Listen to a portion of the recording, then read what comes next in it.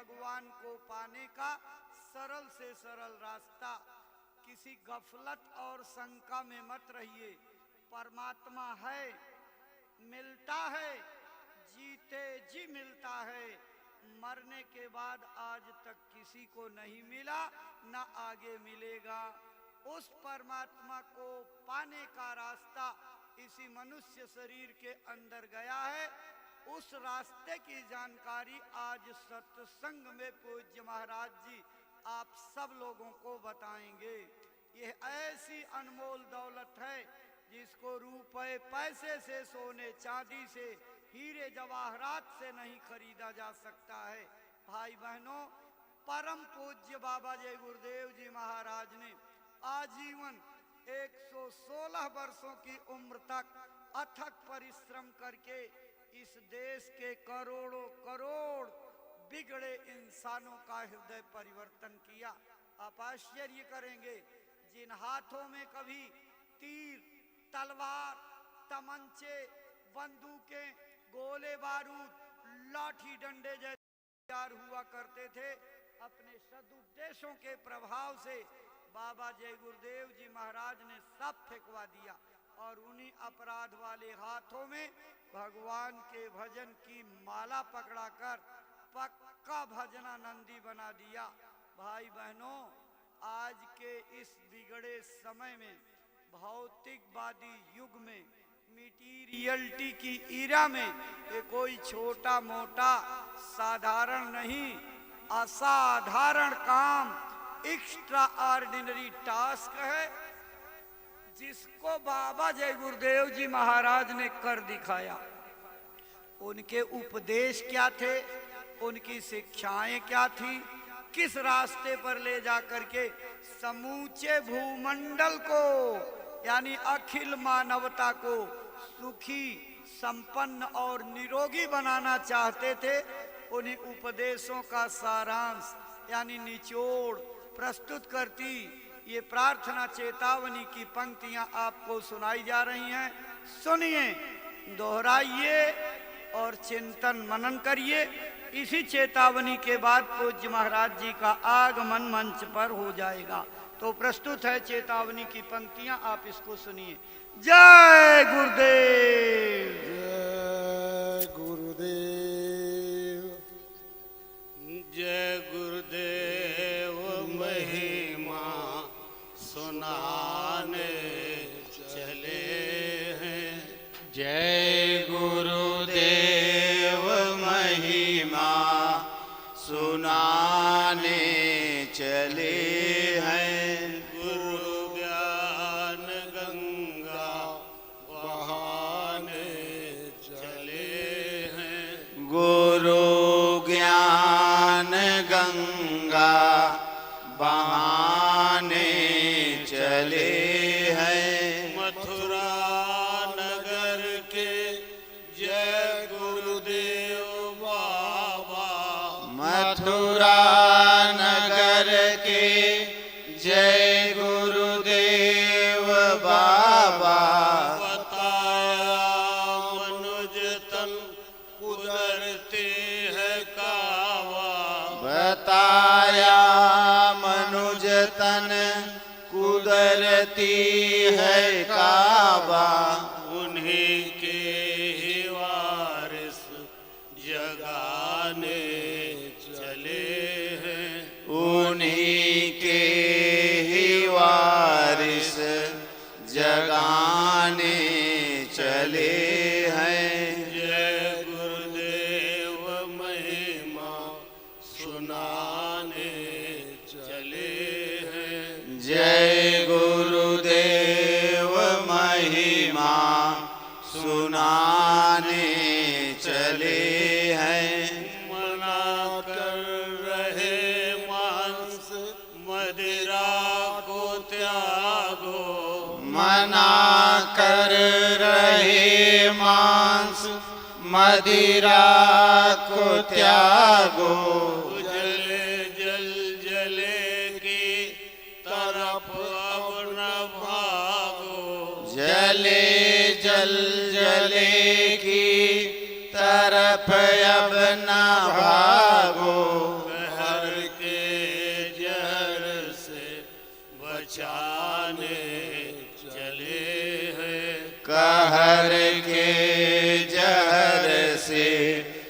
बचाने चले हैं। जय गुरुदेव महिमा सुनाने चले हैं।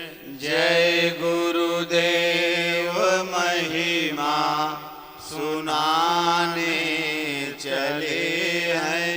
चरित को उठाओ यही असली पूजी। चरित्र को उठाओ यही असली पूजी। मसीहा की आवाज दुनिया में गूंजी। मसीहा की आवाज दुनिया में गूंजी। भजन भेद भक्ति सिखाने चले हैं। भजन भेद भक्ति सिखाने चले हैं। जय गुरुदेव महिमा सुनाने चले हैं। जय गुरुदेव महिमा सुनाने चले हैं। जिधर जा रहे हो तबाही का मंजर। जिधर जा रहे हो तबाही का मंजर। पुकारो प्रभु को जो है सबके अंदर। पुकारो प्रभु को जो है सबके अंदर। भरम भूल सबकी मिटाने चले हैं। भरम भूल सबकी मिटाने चले हैं। जय गुरुदेव महिमा सुनाने चले हैं। जय गुरुदेव महिमा सुनाने चले हैं। जिसे पालता ये किराए का घर है। जिसे पालता यह किराए का घर है। कहाँ छूट जाए न कोई खबर है। कहाँ छूट जाए न कोई खबर है। हकीकत की बस्ती दिखाने चले हैं। हकीकत की बस्ती दिखाने चले हैं। जय गुरुदेव महिमा सुनाने चले हैं। जय गुरुदेव महिमा सुनाने चले हैं। बुलाते गुरुजी के सत्संग में आओ। बुलाते गुरुजी के सत्संग में आओ। गुरु ज्ञान गंगा में गोता लगाओ। गुरु ज्ञान गंगा में गोता लगाओ। अमर दीप घट का जलाने चले हैं। अमर दीप घट का जलाने चले हैं। जय गुरुदेव महिमा सुनाने चले हैं। जय गुरुदेव महिमा सुनाने चले हैं। नशा नाम का खुद चढ़ा करके देखो। नशा नाम का खुद चढ़ा करके देखो। तवज्जो हटा करके देखो, तवज्जो इधर की भुला करके देखो। बाबा प्रेम प्रेम वाली बहाने चले हैं, हवा प्रेम वाली बहाने चले हैं। जय गुरुदेव महिमा सुनाने चले हैं, जय गुरुदेव महिमा सुनाने चले हैं। गुरु ज्ञान गंगा बहाने चले हैं, गुरु ज्ञान गंगा बहाने चले हैं। जय गुरुदेव जय गुरुदेव। जय गुरुदेव। जय गुरुदेव। प्रतिष्ठित भाई बहनों, अभी आप प्रार्थना चेतावनी की पंक्तियां सुन रहे थे। जय गुरुदेव महिमा सुनाने चले हैं, गुरु ज्ञान गंगा बहाने चले हैं। अपने गुरु महाराज के परम पावन आत्म कल्याणकारी जनहितकारी संदेशों के साथ पूज्य महाराज जी का आगमन आपके गांव की धर्मधारा पर हुआ है। यह देव दुर्लभ मानव तन हम लोगों को किस काम के लिए मिला था, आज उसी चीज को बताते हुए इस शरीर को कामयाब बनाने का रास्ता पूज्य महाराज जी आप लोगों को बताएंगे। पूज्य महाराज जी का आगमन सत्संग मंच पर होने जा रहा है। आप सभी भाई बहन अपने स्थान पर खड़े हो करके पूज्य महाराज जी का स्वागत अभिनंदन वंदन करेंगे। वो आपका अभिवादन स्वीकार करेंगे। जब आपको बैठने का संकेत कर देंगे अपने स्थान पर बैठ जाइएगा और उनकी एक एक बातों को ध्यान से एकाग्रचित्त होकर के सुनिएगा और अपने जीवन में उतारिएगा। निश्चित रूप से आपका जीवन लोक परलोक और भविष्य सभी कुछ उज्जवल होंगे। जय गुरुदेव। अपने गुरु महाराज के पावन चरण कमलों में श्रद्धा सुमन अर्पित करके दया कृपा और संभाल की प्रार्थना करते पूज्य महाराज जी।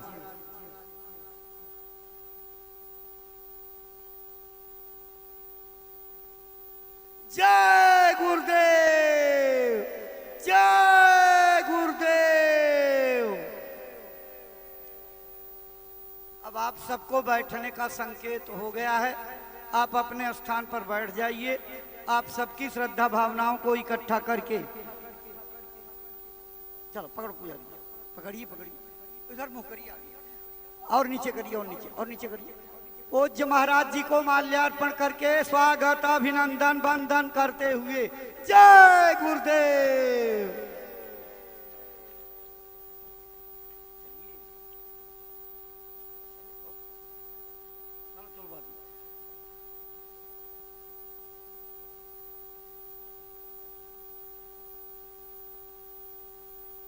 जाओ एक जने उस तरफ जाओ, एक जने इधर रहो। हाँ, और नीचे करिए। स्थानीय संगत के प्रेमी और पदाधिकारी पूज्य महाराज जी को माल्यार्पण करके स्वागत अभिनंदन वंदन करते हुए जय गुरुदेव। प्रेमी भाई बहनों, स्वागत की इसी श्रृंखला के बाद पूज्य महाराज जी के पावन चरण कमलों में श्रद्धा से आदर पूर्वक प्रार्थना करते हैं। वो गुरु महाराज का जो संदेश मथुरा आश्रम से लेकर के चले हैं, अपनी अमर वाणी से प्रेमी भाई बहनों को सुनाने समझाने की कृपा करें, ताकि आपकी अमर वाणी से प्रेरणा प्राप्त करके भाई बहन अपने जीवन की अनमोल सांसों का उपयोग करते हुए अपना मानव तन सफल सार्थक एवं कामयाब बना सकें। परम श्रद्धेय पूज्य महाराज जी। आप सभी लोग प्रेम के साथ में मालिक के पावन नाम का उच्चारण करेंगे। बोलो जय गुरुदेव।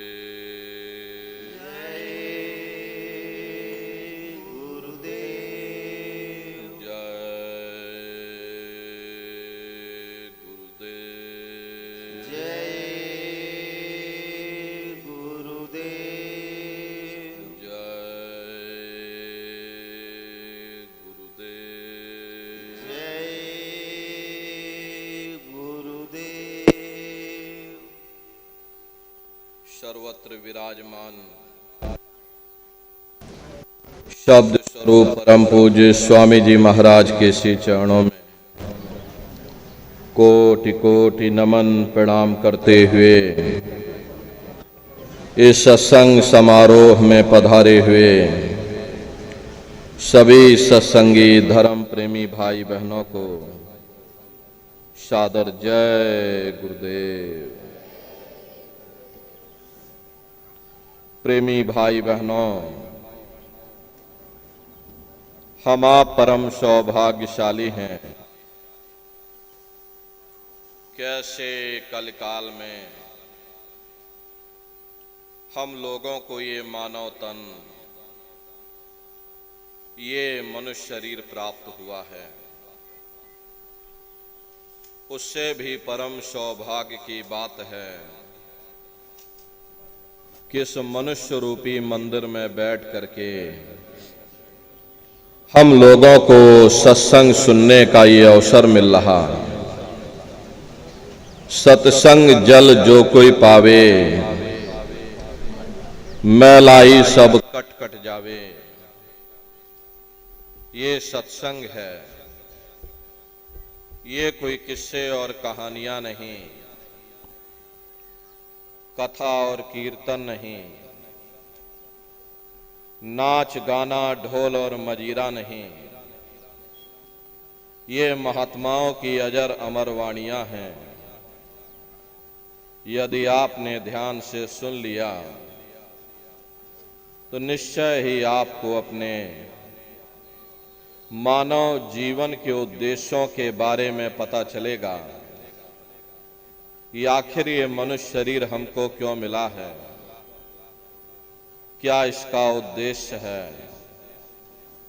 मरने के बाद हम लोग कहाँ जाएंगे, हमारे रिश्ते नातेदार, हमारे कुटुंब परिवार वाले कहाँ जाएंगे, कैसे हमारी इस जीवात्मा का कल्याण होगा। इन सभी प्रश्नों की जानकारी आपको सत्संग के माध्यम से प्राप्त होगी। इसलिए प्रेमी भाई बहनों, जो भी वचनवाणी आपको सुनाई जाए, बड़े ध्यान से एक एक वचन को आप लोग सुनिएगा। महात्माओं के सत्संग में कभी किसी जात और बिरादरी, किसी कौम या मजहब या किसी भी व्यक्ति विशेष की कभी कोई निंदा, चुगली, आलोचना या किसी की यहाँ बुराई नहीं की जाती।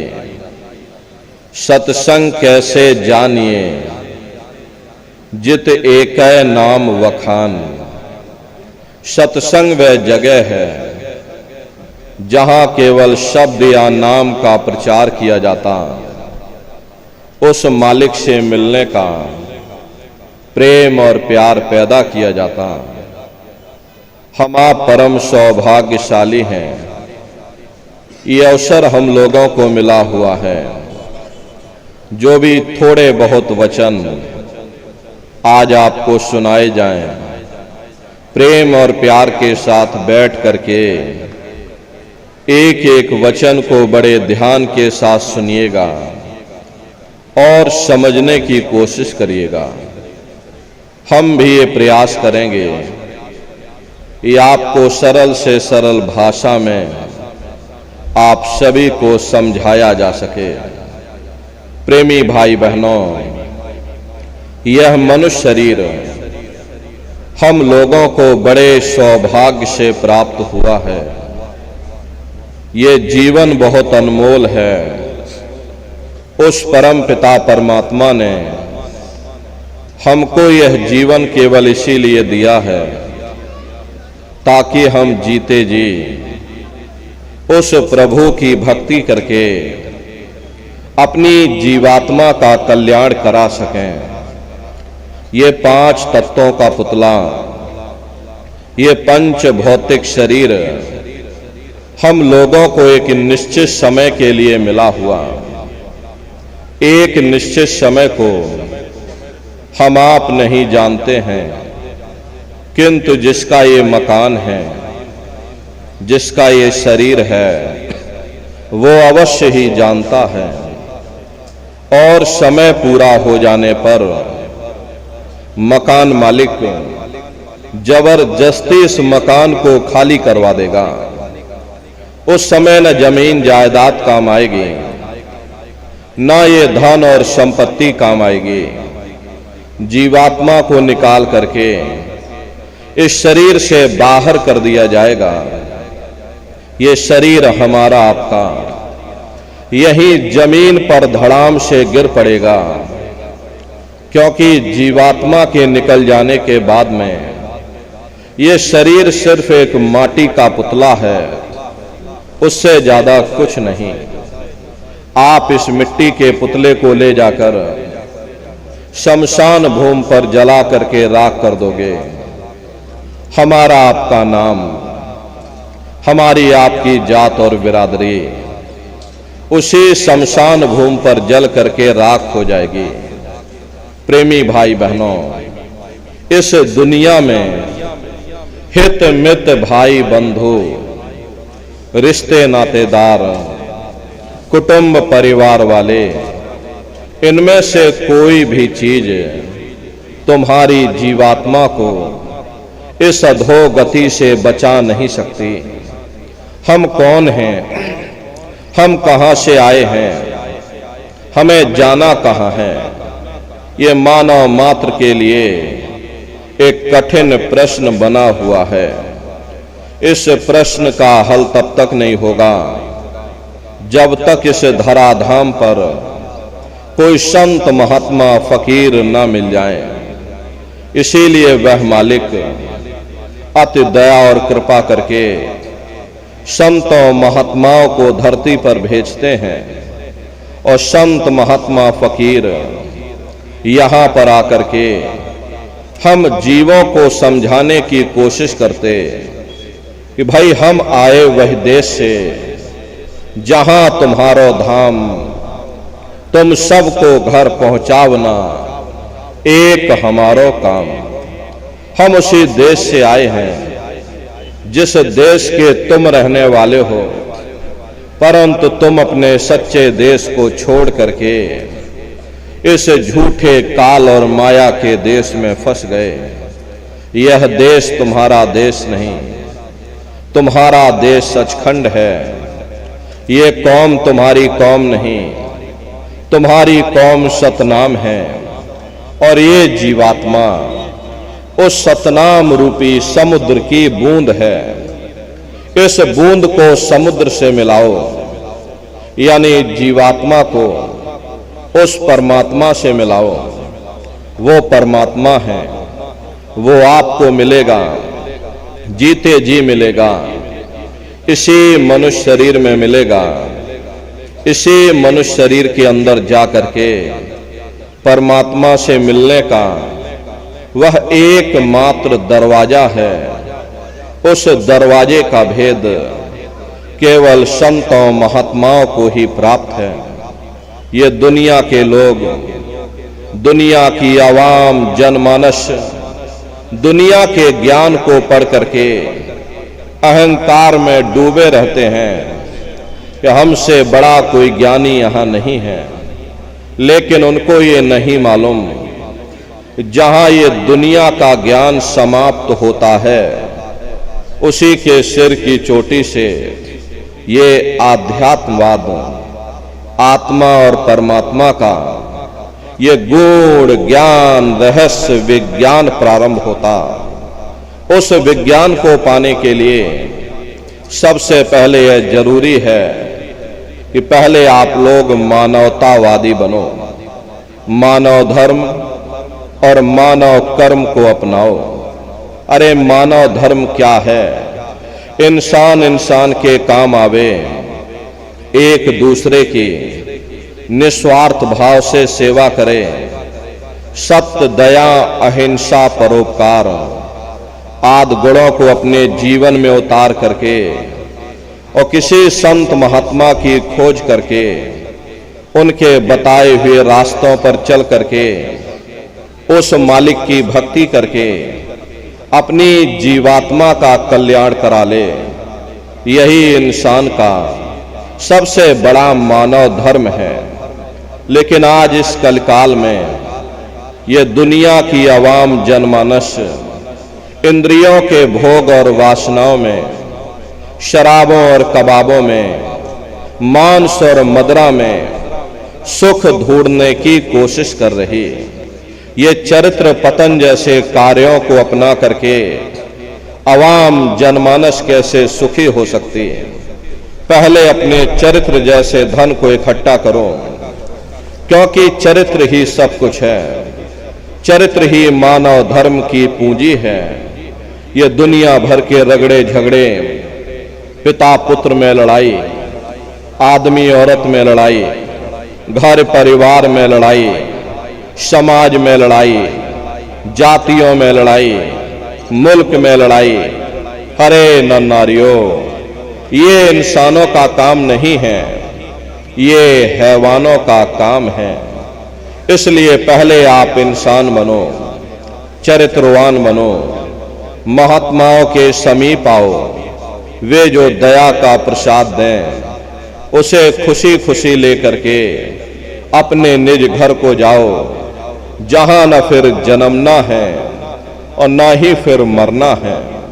इसीलिए हमारे गुरु महाराज परम संत बाबा जय गुरुदेव जी महाराज ने आवाम जनमानस के बीच में ये आवाज लगाई है कि इंसानों, तुम अपने मानव धर्म के रास्ते पर वापस आ जाओ और इस मानव मंदिर में बैठ करके भगवान का सच्चा भजन करो, जिससे तुम्हारी ये जीवात्मा नरकों में जाने से बच जाए।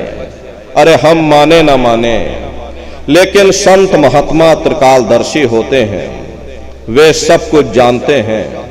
अगर हम उनके वचनों खंदक में जा करके गिर जाएंगे, इसीलिए अभी वक्त है उस मालिक से सच्ची प्रार्थना करने का, भगवान के सामने अपने गुनाहों की माफी मांगने का, धर्म मजहब के नाम पर लड़ने झगड़ने का नहीं, जात बिरादरी के नाम पर लड़ने झगड़ने का नहीं।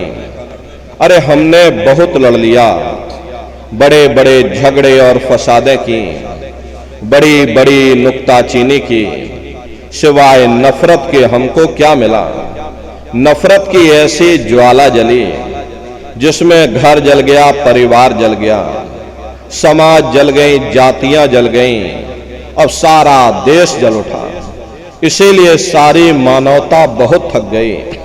हर कोई ऐसी छांव चाहता है जहां उसे ठंडक मिले, शांति और सुकून मिले, और ये सब वहीं मिल सकते हैं जहां शांत के संदेश होते हैं, सुकून के संदेश होते हैं, मानव धर्म और मानव कर्म के संदेश होते हैं।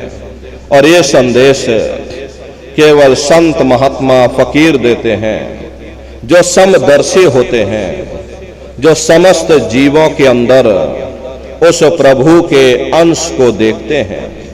ऐसे समदर्शी उन महात्माओं की खोज करो। ये मत देखना कि महात्मा जी किस जाति के हैं या महात्मा जी किस बिरादरी के हैं। अरे जातियां कर्म के अनुसार बनाई गई, जन्म के अनुसार नहीं। मनुष्य की एक ही जाति है, वो है मानव जाति। और इसी मानव जामे में बैठ करके हमें उस मालिक की भक्ति करनी है। प्रेमी भाई बहनों, सुपच जाति के भंगी थे। रैदास जी महाराज जाति के हरिजन थे और मीराबाई जाति की छत्राणी थीं। अगर वे पुण्यात्माएं उस मालिक को प्राप्त कर सकती हैं तो आप भी उस मालिक को प्राप्त कर सकते हो। लेकिन बगैर महात्माओं के, बगैर गुरु के कोई भी जीव इस संसार समुद्र से ना कोई पार हुआ, ना ही कोई हो सकता। ये समुद्र ऐसा है जिसके ना इस किनारे का पता, ना उस किनारे का पता कोई नहीं जान सकता है। ये दुनिया कब बनी, कितनी बार प्रलय और महाप्रलय हो गई, लेकिन इतना जरूर मालूम है जिस दिन से दुनिया बनी है हम लोग यहीं पर भटका खा रहे। अगर इधर से हवा चली, नैया हमारी उधर चली गई और कहीं उधर से हवा चल गई, हमारी नैया डगमगाते हुए इधर चली गई।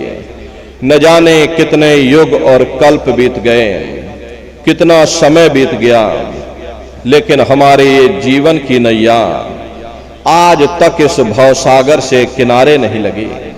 इसलिए न नारियों, सौभाग्य से वक्त का इतना बड़ा वरदान आपको मिला, ये मानव तन आपको मिल गया। न जाने किस महात्मा की दया हो गई, न जाने कौन से जन्म जन्मांतरों के शुभ पुण्य कर्मोदय हो गए जो आपको ये मनुष्य शरीर मिल गया। अरे अब की बार ये मौका मिल गया है। आते हैं हम लोगों के अंदर ये जुबान है, हम लोग बोल बता देते हैं, वे सिर्फ रोते और चिल्लाते रहते हैं। अरे कौन उनकी पुकार सुनने वाला, कौन उनकी दर्द भरी आवाज को सुनने वाला, कौन सी अदालत में जाकर के वे बेचारे दरवाजा खटखटाएं, कौन मजिस्ट्रेट उनकी फरियाद को सुनेगा। प्रेमी भाई बहनों, कोई सुनने वाला नहीं है। अरे कई जन्म भय कीट पतंगा, कई जन्म भय मीन कुरंग अपने कर्मानुसार पशु और पंछियों की योनि में डाल दिया जाता। कृष्ण भगवान ने उद्धव से कहा कि हे उद्धव, ये जो तुम चीटा देख रहे हो ये कई बार इंद्र बन चुका है। प्रेमी भाई बहनों, जब स्वर्गों का राजा इंद्र वह अपने कर्मों के कारण चीटा बन सकता है तो हम दुनिया के जीवों का क्या हाल होगा, हम लोग कभी उस पर विचार नहीं करते। धृतराष्ट्र ने कृष्ण भगवान से पूछा कि हे केशव, मैं अंधा क्यों हूं? मुझे 100 जन्मों की खबर है, मैंने इन 100 जन्मों में कोई ऐसा कर्म नहीं किया जिससे कि मैं अंधा होता। कृष्ण भगवान ने सिर पर हाथ रख करके कहा, जरा और पीछे जा करके देखो। देखा तो 106 जन्म का कर्म निकला। प्रेमी भाई बहनों, ये कर्मों का बड़ा पेचीदा संसार है। यहां तुम जैसे कर्म करोगे वैसा फल तुमको मिलेगा। कर्म भूत सब जग को लागा, या से बचे नहीं कोई जागा।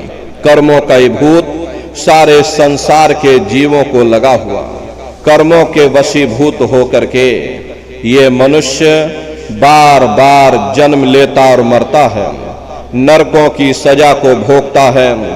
फिर अपने ही कर्मों के कारण ये जीव 4 खान 84 लाख योनियों में भटकता है। प्रेमी भाई बहनों, 84 लाख योनियों की सबसे जो आखिरी योनि होती है वो गाय और बैल की योनि होती है। गाय स्त्री का रूप लेती है और बैल पुरुष का रूप लेते हैं। ये 84 लाख योनियों की सबसे आखिरी योनि यानी कि अंतिम पायदान होता है। प्रेमी भाई बहनों, इसीलिए हमारे धर्म शास्त्रों में गाय और बैल को काटना निषेध किया गया, क्योंकि ये गाय और बैल न जाने कितने युग युगांतर से नरकों की सजा भोगने के बाद में 84 लाख योनियों में भटकने के बाद में तब इनको गाय और बैल की योनि मिलती है। इसके बाद इनको मनुष्य शरीर मिलना होता है। लेकिन अगर गाय और बैल को हम बीच में मार देंगे या काट देंगे तो यही गाय और बैल फिर प्रेत योनि में चले जाते हैं। और जितने श्वासों की पूंजी इनके पास बची होती है उतने समय तक ये प्रेत योनि में भटका खाते हैं। और वहां से जब इनको मनुष्य शरीर मिलता है तो यही बच्चे चिड़चिड़े स्वभाव के पैदा होते हैं, माँ बाप का कहना नहीं मानते हैं, उनका तिरस्कार करते हैं। इसीलिए हमारे धर्म शास्त्रों भटकने के बाद में तब बड़े सौभाग्य से तुम लोगों को ये मनुष्य शरीर प्राप्त हुआ है। लेकिन बड़े अफसोस की बात है कि जैसे किसी को हीरा मिल गया, उसे हीरे की परख नहीं, उसने हीरे को ले जाकर गधे के गले में बांध दिया। ठीक उसी प्रकार से ये मनुष्य शरीर उत्तम से उत्तम है, लेकिन इंसान इसकी कद्र नहीं करता। खाने पीने ऐशो इशरत में अपने कीमती समय को और श्वासों की पूंजी को बर्बाद कर देता। अरे रात गवायो सोए के, दिवस गवायो खाए, हीरा जन्म अमोल था, कौड़ी बदले जाए। भगवान राम ने कहा, बड़े भाग्य मानुष तन पाया, सुर दुर्लभ सदग्रंथ ही गाया। सुर कहते हैं देवताओं को, बड़े से बड़े देवी और देवता भी इस मनुष्य शरीर को पाने के लिए तरसते हैं, क्योंकि इसी मनुष्य रूपी मंदिर में बैठ करके हम आप उस परमात्मा की भक्ति कर सकते, साधन धाम मोक्ष कर द्वारा। इसीलिए संतों महात्माओं ने इस पंच भौतिक शरीर को सच्चा हरि मंदिर कहकर याद किया कि हरि मंदिर यह शरीर है और ज्ञान रतन प्रकट होए, ये असली हरि मंदिर है। जब भी वो परमात्मा मिलेगा इसी हरि मंदिर के अंदर मिलेगा। इसी पंच भौतिक शरीर को ईसा मसीह साहब ने टेम्पल ऑफ लिविंग गॉड यानी जिंदा ईश्वर का मंदिर कहा। इसी पंच भौतिक शरीर को गुरु नानक साहब ने नर नारायणी देह कहकर याद किया। ये वो देह है जिसमें नारायण स्वयं विराजमान है। अरे वो नारायण जब भी मिलेंगे तुम्हें तुम्हारे अंदर मिलेंगे। प्रेमी भाई बहनों, आप सभी लोग बुद्धिमान हो, स्वयं अपनी बुद्धि से विचार करिए कि जब उस परमात्मा ने हर इंसान को एक जैसा बनाया, आँख कान नाक मुंह हाथ पांव एक जैसे दिए, तो हम आप ये कैसे सोच सकते हैं कि उसने हिंदुओं के लिए अपने मिलने का कोई और रास्ता बनाया होगा या मुसलमान सिख या ईसाइयों के लिए अपने मिलने का कोई और रास्ता। कस्तूरी कुंडल बसे मृग धूड़े बन माही, ऐसे घट घट राम हैं दुनिया देखे नाही। जैसे हिरन कस्तूरी की खुशबू को बाहर जंगलों में ढूंढता फिरता, हालांकि वो खुशबू उसके नाभि से हो करके आती है, वही हाल हम जीवों का है। हम दुनिया के जीव भी उस परमात्मा की खोज बाहर इस जड़ संसार में कर रहे। प्रेमी भाई बहनों, अगर हमारी कोई चीज हमारे घर के अंदर खो जाए और हम उसे घर के बाहर ढूंढें तो भला वो कैसे मिल सकती है। महात्मा यही समझाते हैं कि भाई मोको कहाँ ढूंढे रे बंदे, मैं तो तेरे पास में, और ना तीरथ में ना मूरत में, मैं तो हूँ विश्वास में। ना मैं तीरथ में मिलूंगा, ना मैं मूरत में मिलूंगा, ना मैं अन्य किसी कर्मकांड में मिलूंगा, ना मैं ग्रंथों में मिलूंगा, ना मैं पोथियों में मिलूंगा, और ना ही मैं इन किताबों में मिलूंगा।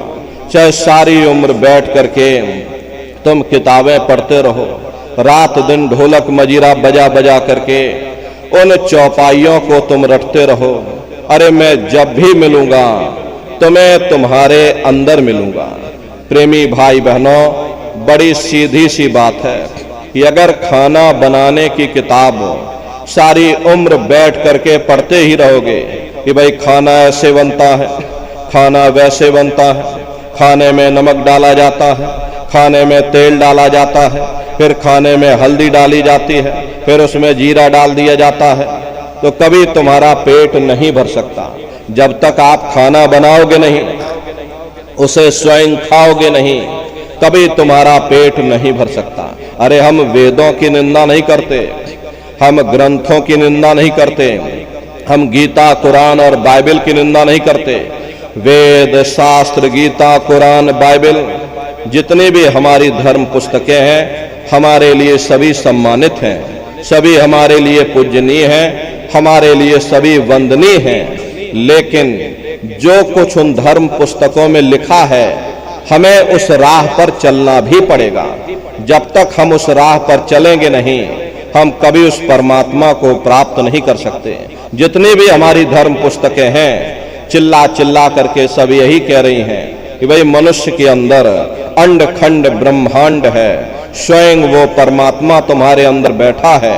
चलो अंदर चलो, अंदर चल करके उस परमात्मा का दर्शन दीदार करो, तभी तुम सच्चा सुख और सच्ची शांति प्राप्त कर सकते।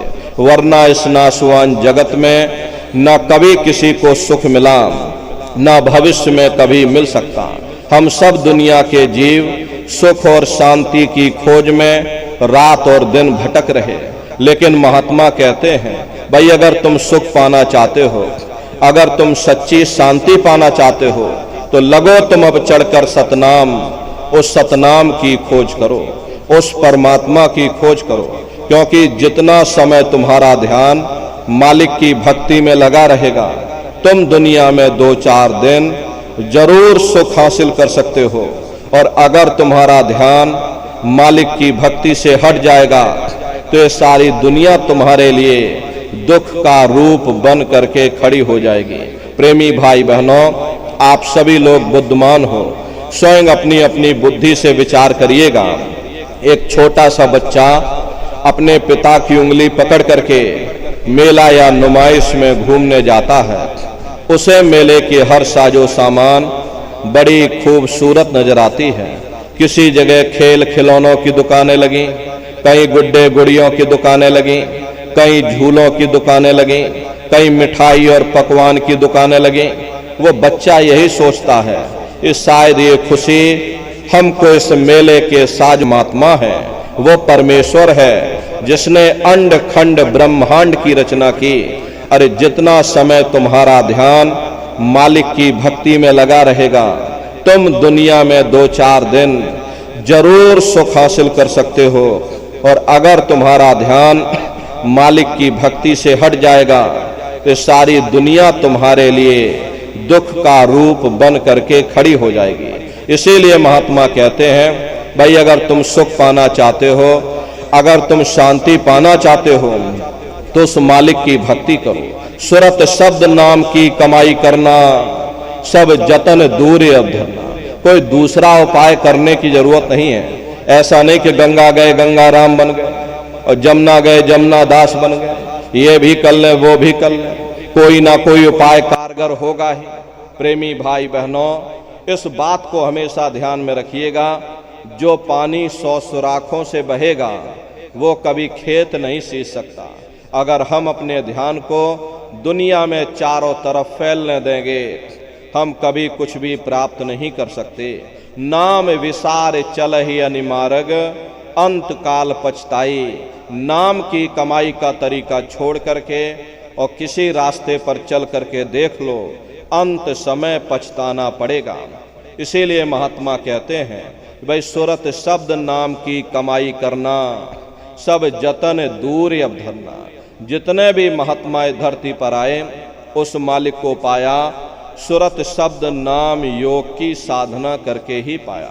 देखो सबसे पहले कबीर साहब आए, कबीर साहब ने सुरत शब्द नाम योग की साधना जारी की। उसके बाद गुरु नानक साहब आए, गुरु नानक साहब ने भी सुरत शब्द नाम योग की साधना जारी की।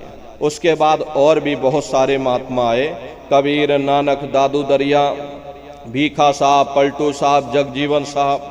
आप चित्रकूट में चले जाइए, देखिए गोस्वामी जी महाराज हुए जिन्होंने रामचरितमानस बनाई, जिसका पाठ आप सभी लोग अपने अपने घरों में मंदिरों में बैठ करके करते हो।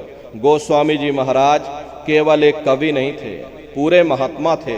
18 वर्ष की आयु में गोस्वामी जी महाराज ने सुरत शब्द नाम योग की साधना करके उस मालिक को प्राप्त किया। आप राजस्थान में चले जाओ, देखो मीराबाई हुई, सहजोबाई हुई। मीराबाई के गुरु देखिए रैदास जी महाराज हुए। मीराबाई ने भी उस मालिक को पाया तो सुरत शब्द नाम योग की साधना करके ही पाया। प्रेमी भाई बहनों, ये सुरत शब्द नाम योग की साधना है। इस साधना की 3 क्रियाएं हैं। साधन 3 सार्योनुवर्णे और साधन सब थोथे मान। इस कलयुग में उस मालिक को पाने के लिए महात्माओं ने केवल 3 पूजाएं बताई। पहला है सुमरन, दूसरा है ध्यान और तीसरा है भजन। सुमरन कहते हैं अपने गुरु को याद करना, ध्यान कहते हैं अपनी दिव्य दृष्टि को खोलना और भजन कहते हैं कान में उंगली डाल करके उस शब्द को सुनना, उस नाम को सुनना, उस देववाणी आकाशवाणी को सुनना जो 24 घंटे तुम्हारे सबके अंदर गूंज रही है। तो कैसे आप लोग सुमरन करोगे, कैसे आप लोग ध्यान करोगे और कैसे आप लोग भजन करोगे। बहुत से नए प्रेमी भाई बहन यहाँ बैठे हुए हैं, तो सुमरन ध्यान और भजन कैसे कैसे करना है बैठ करके आप सभी लोग अच्छी तरह से समझ लेना और फिर घर पर जा करके अभ्यास करिएगा। तो सबसे पहले देखो सुमरन कैसे किया जाएगा। सुमरन करने के लिए एक माला आप लोग ले लेना। ये देखो प्रेमी भाई बहनों, 108 दाने की ये माला है। अपने अपने घरों में बैठ करके बाहर से अपनी आँखों को बंद कर लेना। दोनों आँखों के मध्य भाग में जहाँ पर देवियाँ बिंदी लगाती हैं और पुरुष जहाँ पर ये टीका लगाते हैं, दोनों आँखों के मध्य भाग में यहीं पर अपने ध्यान को रोक करके और दाने दाने पर जय गुरुदेव नाम का जाप करिएगा। हर दाने पर जय गुरुदेव नाम, हर दाने पर जय गुरुदेव नाम, जय गुरुदेव जय गुरुदेव जय गुरुदेव जय गुरुदेव, कुल 108 बार करिएगा। दोबारा इसी जगह फिर वापस आ जाओगे। जब आप जय गुरुदेव नाम का जाप करोगे, दोनों आँखों के मध्य भाग में अपने ध्यान को रोक करके और दाने दाने पर जय गुरुदेव नाम का जाप करिएगा। जिसको आप याद कर रहे हो, एक समय ऐसा आएगा वो अंतर में तुम्हारे सामने प्रकट हो जाएगा। उसके स्वरूप को देख लेना, फिर उसी के स्वरूप को याद करके जय गुरुदेव नाम का जाप सभी नए प्रेमी भाई बहन करिएगा। दूसरी बार फिर यहीं से जय गुरुदेव नाम का जाप, तीसरी बार फिर यहीं से जय गुरुदेव नाम का जाप। इस तरह से कुल 8 बार जय गुरुदेव नाम का जाप सभी नए प्रेमी भाई बहन करिएगा। और 8 बार करने के बाद में ये माला आप रख देना। प्रेमी भाई बहनों, ये जय गुरुदेव नाम किसी साधारण इंसान का नाम नहीं, ये स्वयं उस अनामी महाप्रभु का नाम है। समय समय पर संत महात्मा फकीर अपने अपने समय पर आकर के अपनी साधना के द्वारा उस मालिक के नाम को जगाते हैं, उस मालिक के नाम को सिद्ध करते हैं। जैसे कबीर साहब आए, कबीर साहब ने साहिब नाम सिद्ध किया। गुरु नानक साहब आए, गुरु नानक साहब ने वाहे गुरु नाम सिद्ध किया। गोस्वामी जी महाराज आए, गोस्वामी जी महाराज ने राम नाम सिद्ध किया। मीराबाई आई, मीराबाई ने गिरधर नाम सिद्ध किया।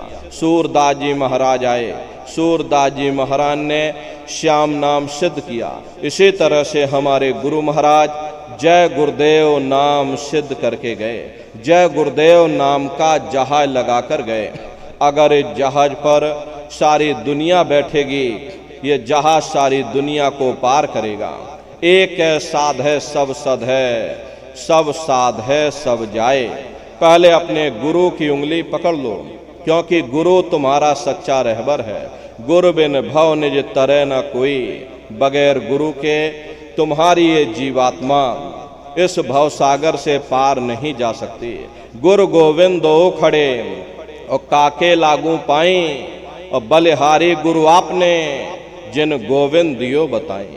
महिमा उन्हीं की है जिन्होंने उस गोविंद को लखा दिया। इस संसार में हमारे 3 तरह के गुरु होते हैं। पहले गुरु हमारे माता पिता होते हैं, जो हमें जन्म देते हैं, हमारा पालन पोषण करते हैं, बचपन से हमारे अंदर संस्कार डालते हैं। ये माता पिता हमारे पहले गुरु, पहले भगवान होते हैं। दूसरे गुरु हमारे ये शिक्षक होते हैं जो हमें स्कूलों में, कॉलेजों में हमें जो भौतिक ज्ञान देते हैं, ये हमारे दूसरे गुरु होते हैं। और तीसरे ब्रह्मा गुरुर्विष्णु गुरुर्देवो महेश्वर गुरुर साक्षात पर ब्रह्म तस्मै श्री गुरुवे नमः। तीन लोक नौ खंड में गुरु से बड़ा न कोई, और कर्ता करें न कर सकें, और गुरु करें सो हुई।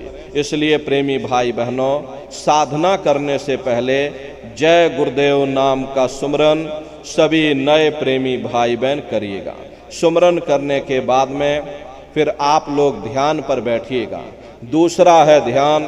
ध्यान कहते हैं दृष्टि को एकाग्र करना, अपनी दिव्य दृष्टि को खोलना, अपने तीसरे नेत्र को खोलना, अपने शिव नेत्र को खोलना। कैसे आप लोग ध्यान करोगे, जरा अच्छी तरह समझ लो। अपने अपने घरों में पलथी मार करके बैठिएगा, शरीर को टाइट मत करिएगा। बहुत से प्रेमी गलती कर देते हैं कि ध्यान के समय अपने शरीर को बिल्कुल टाइट कर देते हैं।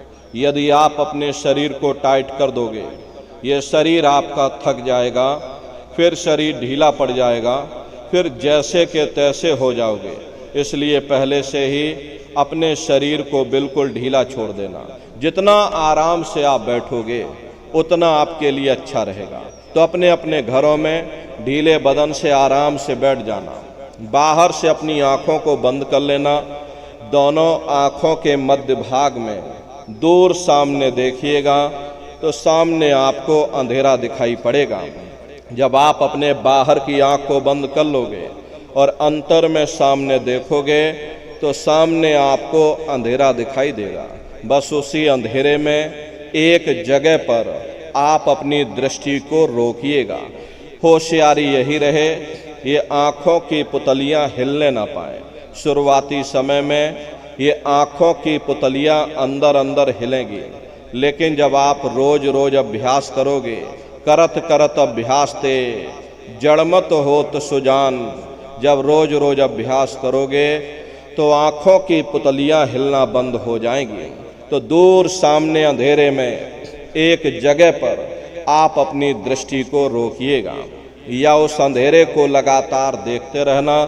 दृष्टि अपने आप अंधेरे में रुक जाएगी।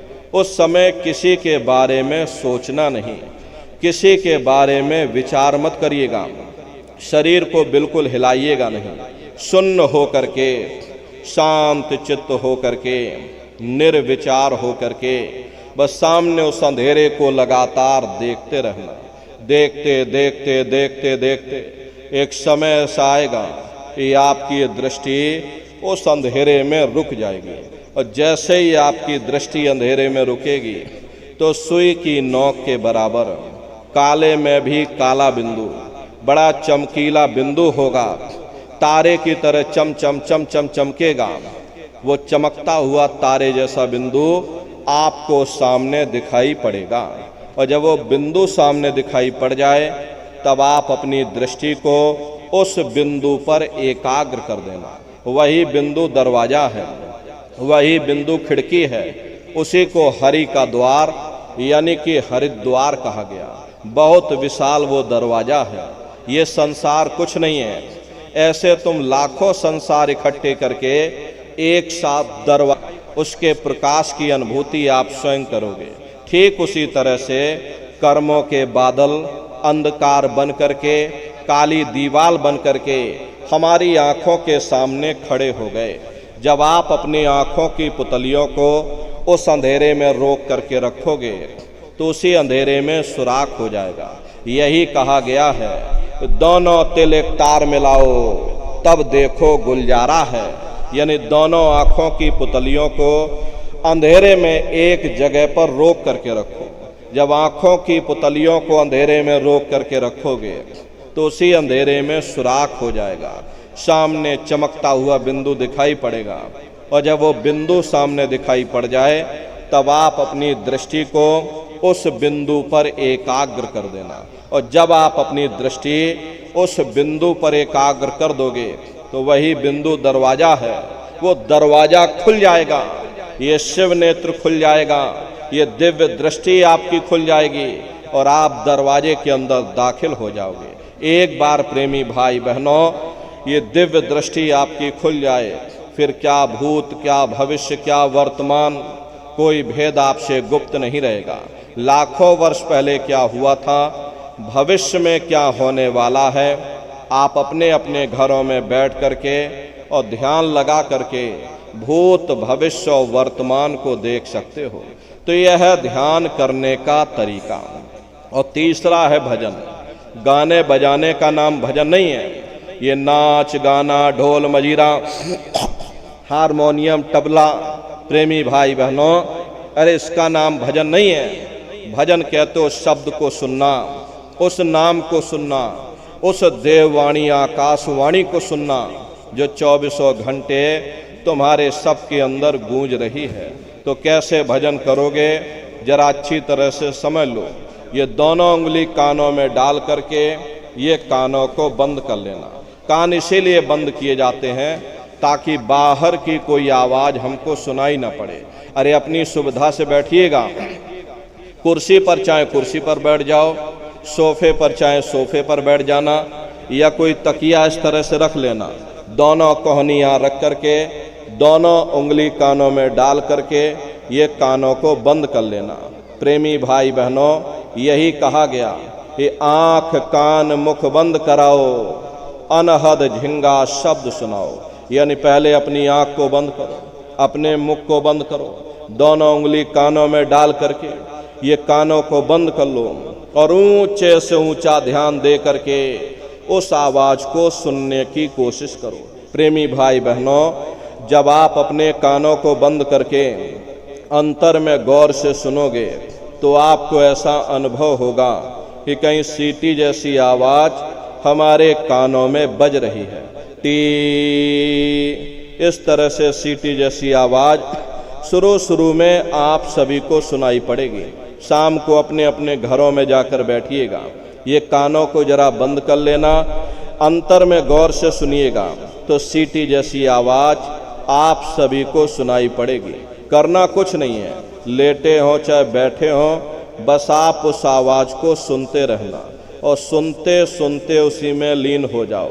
जब लगातार उसको सुनते रहोगे तो एक दिन ऐसा आएगा, दोबारा आपको अनुभव होगा कि कहीं बड़ी दूर से एक महीन आवाज़, घंटे और शंख की आवाज़ हमारे कानों में बज रही है।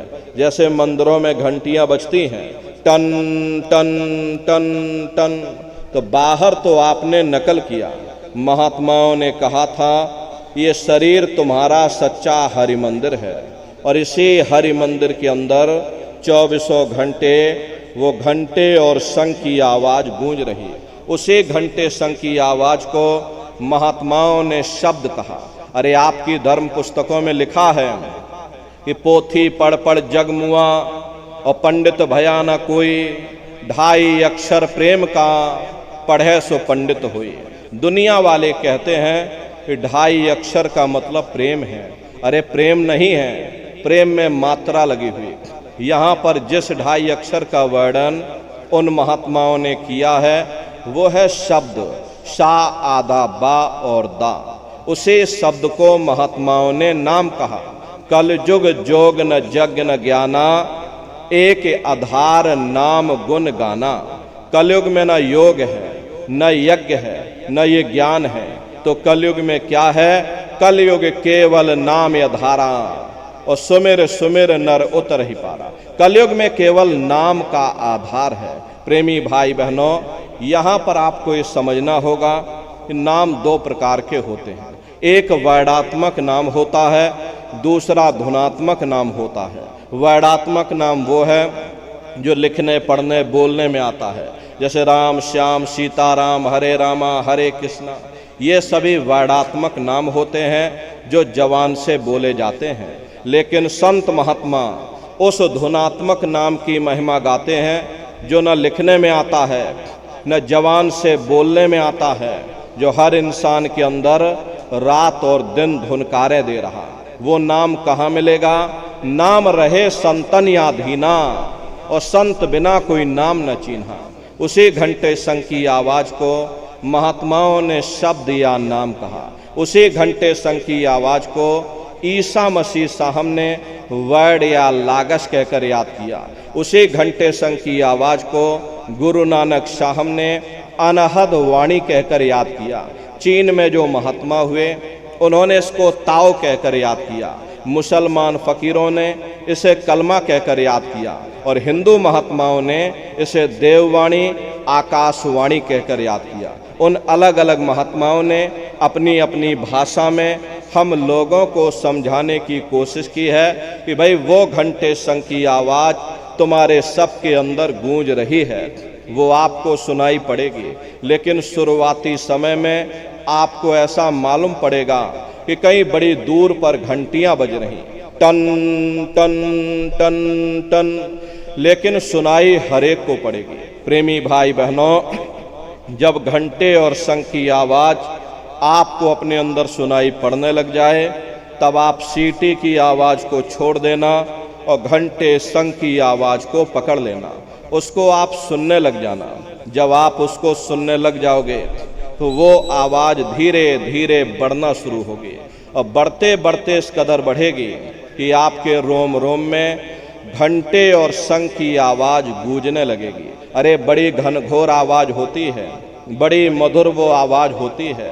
ये दुनिया भर के गाने जो आप लोग बाहर सुनते हो, उस संगीत के सामने ये दुनिया के संगीत कुछ नहीं है। जब आप उस संगीत को सुनोगे इतना भारी आनंद आपके ऊपर छा जाएगा, इतनी खुशी आपको होगी, ऐसा नशा आपके ऊपर चढ़ जाएगा कि आप सारी दुनिया को भूल जाओगे। अरे शंकर भगवान को वही नशा चढ़ा था। शंकर भगवान कोई गांजा भांग नहीं पीते थे। ये तो हमने आपने शंकर भगवान को भी बदनाम कर दिया कि शंकर भगवान गांजा भांग पीते थे तो चलो हम भी गांजा भांग फूकेंगे और सबके सब गजेड़ी हो गए। प्रेमी भाई बहनों, शंकर भगवान ने कभी गांजा भांग नहीं पिया। शंकर भगवान जिस नशे में लीन रहते थे वो नाम का नशा था, वो ध्यान का नशा था, वो भक्ति का नशा था। जब आप उस आवाज़ को सुनोगे तो आपको भी वो नशा चढ़ जाएगा, क्योंकि उस आवाज़ में चुंबक है। जब आप उस आवाज़ को सुनोगे, कौन से हैं देखो प्रेमी भाई बहनों, अच्छी तरह से आप लोग समझिएगा। अरे बहुत बड़ा विज्ञान है। दुनिया का विज्ञान जब समाप्त हो जाएगा तो ये विज्ञान प्रारंभ होगा। यही सच्चा सनातन विज्ञान है जो ऋषियों मुनियों ने समझाया था, जिसको ये संसार भूल गया और बाहर मुखी क्रियाओं में फंस गया। तो आज सच्चे सनातन विज्ञान को समझने की जरूरत है। तो ये 9 दरवाजे कौन कौन से हैं देखो प्रेमी भाई बहनों। 2 आँख, 2 कान, 2 नाक के सुराख, 1 मुंह, 2 मलमूत्र का रास्ता, ये शरीर के 9 दरवाजे हैं।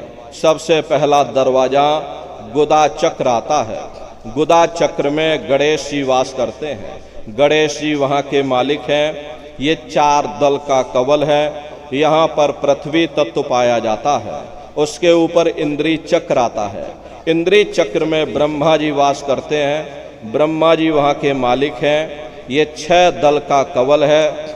यहाँ पर जल तत्व पाया जाता है। उसके ऊपर ये नाभि चक्र आता है।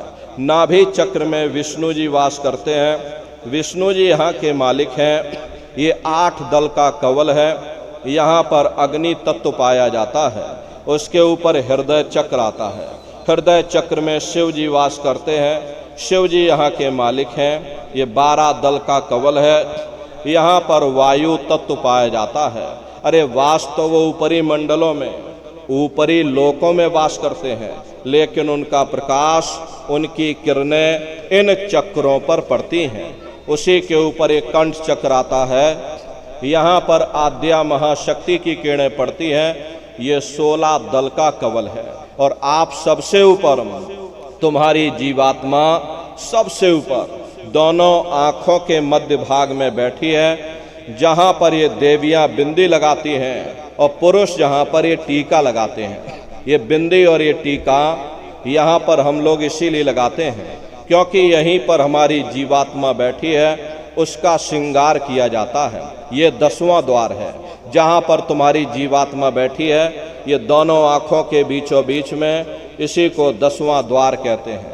आप लोग रोज चौपाई गाते हो कि मंगल भवन अमंगल हारी, द्रव सुदशरथ अजर बिहारी। तो इसका अर्थ जरा समझने की कोशिश भी करो। प्रेमी भाई बहनों, ये शरीर तुम्हारा मंगल भवन है, तुम्हें अमंगलों से बचाने वाला, तुम्हें नरकों और चौरासियों से बचाने वाला। ये सारी चेतना सिमट करके यहाँ पर इकट्ठी हुई तो शब्द क्या काम करेगा? शब्द तुम्हारी जीवात्मा को खींच करके इस शरीर से बाहर कर देगा। फिर आप अपनी आंखों से देखिएगा कि हमारा शरीर ये है और हम ये खड़े। आप अपने शरीर से अलग हो जाओगे। जैसे चिड़िया होती है, चिड़िया घोंसले से निकल करके आसमानों की उड़ान भरती है और शाम को फिर अपने घोंसले में आ जाती है, ऐसे ही तुम्हारी ये जीवात्मा इस शरीर रूपी घोंसले से निकल करके ब्रह्मांडों की सैर करेगी, देवी देवताओं के दर्शन करेगी, भगवान राम के दर्शन करेगी, भगवान कृष्ण के दर्शन करेगी और घूम करके फिर अपने शरीर रूपी घोंसले में वापस आ जाएगी। प्रेमी भाई बहनों, ये ब्रह्मा विष्णु महादेव जिनकी सारी दुनिया पूजा करती है, अरे आप सभी लोग ब्रह्मा विष्णु महादेव की पूजा करते हो और पूजा करते करते आपका ये जीवन बीत गया, लेकिन कभी आपने विचार ही नहीं किया भाई जिनकी हम पूजा कर रहे हैं आखिर ये ब्रह्मा विष्णु महादेव कौन हैं, ये कहाँ पर रहते हैं, ये क्या काम करते हैं, इनके माँ बाप कौन हैं, भगवान राम कौन हैं, भगवान कृष्ण कौन हैं, ईश्वर कौन है, ब्रह्म कौन है, पर ब्रह्म कौन है, ये कहाँ पर रहते हैं। तो जरा संक्षिप्त में आप लोग समझिएगा, क्योंकि अगर हम इसका वर्णन करेंगे तो हमको लाखों वर्ष लग जाएंगे, एक लोक का वर्णन नहीं हो पाएगा। इतने विशाल लोक इस आसमान के ऊपर बने हुए हैं, लेकिन संक्षिप्त में हम आपको बता रहे कि किन किन मंडलों को पार करते हुए तुम्हारी ये जीवात्मा अपने 5वें मंडल पर यानी कि सचखंड में पहुंचेगी। रास्ते में कौन कौन से देश मिलेंगे, उस देश के कौन कौन से राजा मिलेंगे, तो जरा संक्षिप्त में आप लोग समझ लो। प्रेमी भाई बहनों, जब आप भजन करोगे और जब घंटे और शंख की आवाज़ को सुनोगे तो उसी घंटे शंख की आवाज़ को पकड़ करके ये जीवात्मा ब्रह्मांडों की चढ़ाई करती है। पलक झपकते है जीवात्मा खरबों जोजन ऊपर चली जाती है। ये चांद सूरज सितारों को पार करने के बाद में सबसे पहले जो आपको लोक मिलेगा उसे महात्माओं ने शिवलोक कहा। शिवलोक तमोगुणी स्थान है, वहाँ के मालिक शिव जी हैं, वो पार्वती जी के साथ में उस लोक में विराजमान है। चैतन्य धार जो ऊपर से नीचे आ रही, जिसे महात्माओं ने गंगा कहा, वह अपना केंद्र बिंदु शिवलोक को बनाती है। इसीलिए शिव जी की जटा में ये गंगा दर्शाई जाती हैं। इस लोक में असंख्यों जीवात्माएं रहती हैं। ये सभी जीवात्माएं शिव स्वरूप में मौजूद होती हैं। जब आप वहाँ पहुँचोगे और शिव जी का जब प्रत्यक्ष दर्शन करोगे तो आपका स्वरूप भी शिव के समान यानी कि शिव स्वरूप हो जाएगा। शिव जी का दर्शन करने के बाद फिर घंटे शंख की आवाज़ को पकड़कर फिर जब आप ऊपर चढ़ोगे उसी के ऊपर ब्रह्मा जी का लोक आएगा। ब्रह्मा जी का लोक वो रजोगुणी स्थान है। वहाँ के मालिक ब्रह्मा जी हैं। वो गायत्री सावित्री और सरस्वती के साथ उस लोक में विराजमान है। देखो प्रेमी भाई बहनों, घंटे और शंख की आवाज़ को पकड़ करके रखना पड़ता है। यदि आपने उस आवाज़ को वहाँ छोड़ दिया तो सेकंड भर आपको नहीं लगेगा, धड़ाम से आप अपने शरीर में वापस लौट आओगे और इन बाहरी आँखों को खोल दोगे। इसीलिए शब्द को पकड़ करके रखना पड़ता है। शब्द सीढ़ी है, शब्द रस्सी है, जिसको पकड़ करके ये जीवात्मा नीचे से ऊपर की ओर चढ़ती है। तो ब्रह्मा जी का दर्शन करने के बाद फिर शब्द को पकड़कर, घंटे शंख की आवाज़ को पकड़कर फिर जब आप ऊपर चढ़ोगे उसी के ऊपर विष्णु लोक आएगा। विष्णु लोक वो सतोगुणी स्थान है, वहाँ के मालिक विष्णु जी हैं। उनका बड़ा मनमोहक स्वरूप है। उनकी 4 भुजाएं हैं, चारों भुजाओं में शंख, गदा, पद्म और चक्र सुशोभित हैं। आप क्षीर सागर में लक्ष्मी जी के साथ विराजमान हैं। ये तीनों देवता ब्रह्मा, विष्णु और महादेव अपने अपने लोक में बैठ करके राज कर रहे। एक रचयिता है जो हम जीवों को रचता है, एक पालनहार है जो हम जीवों को पालता है, और एक संहार करता है जो हम जीवों को नष्ट कर देता। एक का काम है शरीर को बनाना, एक का काम है शरीर की सुरक्षा करना, एक का काम है शरीर को नष्ट कर देना। इनकी जो माता है वो आद्या महाशक्ति हैं। ब्रह्मा, विष्णु, महादेव लोक के ऊपर वो आद्या महाशक्ति का लोक आता है। उसी को देवी दुर्गा का लोक कहा जाता है। अरे आप लोग यहाँ 9 दुर्गे की पूजा करते हो, ये तो आपकी श्रद्धा है देवी दुर्गा के प्रति, ये आपकी आस्था है। लेकिन महात्माओं ने कहा था भाई सही मायने में तुम्हारी 9 दुर्गे पूजा कब सफल होगी? जब तुम 9 द्वारों से अपने ख्याल को समेट करके रजोगुण, तमोगुण, सतोगुण यानी ब्रह्मा, विष्णु, महादेव के लोक को पार करके जब वहाँ देवी दुर्गा का दर्शन कर लोगे, तब सही मायने में तुम्हारी 9 दुर्गे पूजा सफल होगी। वहाँ देवी दुर्गा का दर्शन कर लेने के बाद तुम्हारी भौतिक मनोकामनाएं पूर्ण हो जाती हैं। साधक को रिद्धि, सिद्धि और शक्तियाँ प्राप्त हो जाती हैं। उन शक्तियों को प्राप्त कर लेने के बाद में फिर घंटे शंख की आवाज़ को पकड़ करके फिर जब आप ऊपर चढ़ोगे, उसी के ऊपर सबसे पहला देश आपको मिलेगा, या यूँ कह लीजिए ये पहली राजधानी आपको मिलेगी जिसे महात्माओं ने सहस दल कवल कहा। वो राजधानी है। आप इस तरह से समझिए जैसे आपके उत्तर प्रदेश की राजधानी ये लखनऊ है और ये मिर्ज़ापुर आपका ज़िला है। इसी तरह प्रेमी भाई बहनों, वो सहस दल कवल राजधानी है। ये ब्रह्मा, विष्णु, महादेव के जो लोक हैं उस राजधानी के अंतर्गत आने वाले ज़िले हैं, और राजधानी का जो मालिक है वो निरंजन भगवान हैं। ये ब्रह्मा, विष्णु, महादेव ये निरंजन भगवान के ही पुत्र हैं, और ये आद्या महाशक्ति देवी दुर्गा ये निरंजन भगवान की अर्धांगिनी हैं, और निरंजन भगवान स्वयं तीनों लोकों के मालिक हैं। उन्हीं को त्रिलोकीनाथ कहा जाता है। हिंदू उन्हीं को परमात्मा कहते हैं, मुसलमान उन्हीं को खुदा कहते हैं, ईसाई उन्हीं को गॉड कहते हैं। प्रेमी भाई बहनों, ये जल एक है। जल को चाहे आप पानी कह लो, चाहे वाटर कह लो, चाहे आप नीर कह लो। इसी तरह प्रेमी भाई बहनों, वो परमात्मा एक है। हम लोग लफ्जों के झगड़े में उलझे हुए हैं। घंटे और शंख की आवाज़ जो हर इंसान के अंदर गूंज रही, वो आवाज़ उन्हीं के मुखार बिंद से हो रही है। निरंजन भगवान का जो स्वरूप है वो ज्योतिष स्वरूप है। 1000 बाती की अखंड ज्योति वहाँ पर बराबर जल रही। परम प्रकाश रूप दिन राती, नहीं कछु चाहिए दिया घृत बाती। अरे हम आप यहाँ मंदिरों में ज्योत जलाते हैं, ये तो हम आप उसकी नकल करते हैं। महात्माओं ने आपको चिन्ह बता दिया कि भाई उनका ऐसा स्वरूप है, तो हम लोग यहाँ पर नकल करने लगे। इस ज्योति में तेल की ज़रूरत पड़ती है, बाती की ज़रूरत पड़ती है। तेल बाती खत्म हो जाए, ज्योति तुम्हारी बुझ जाएगी।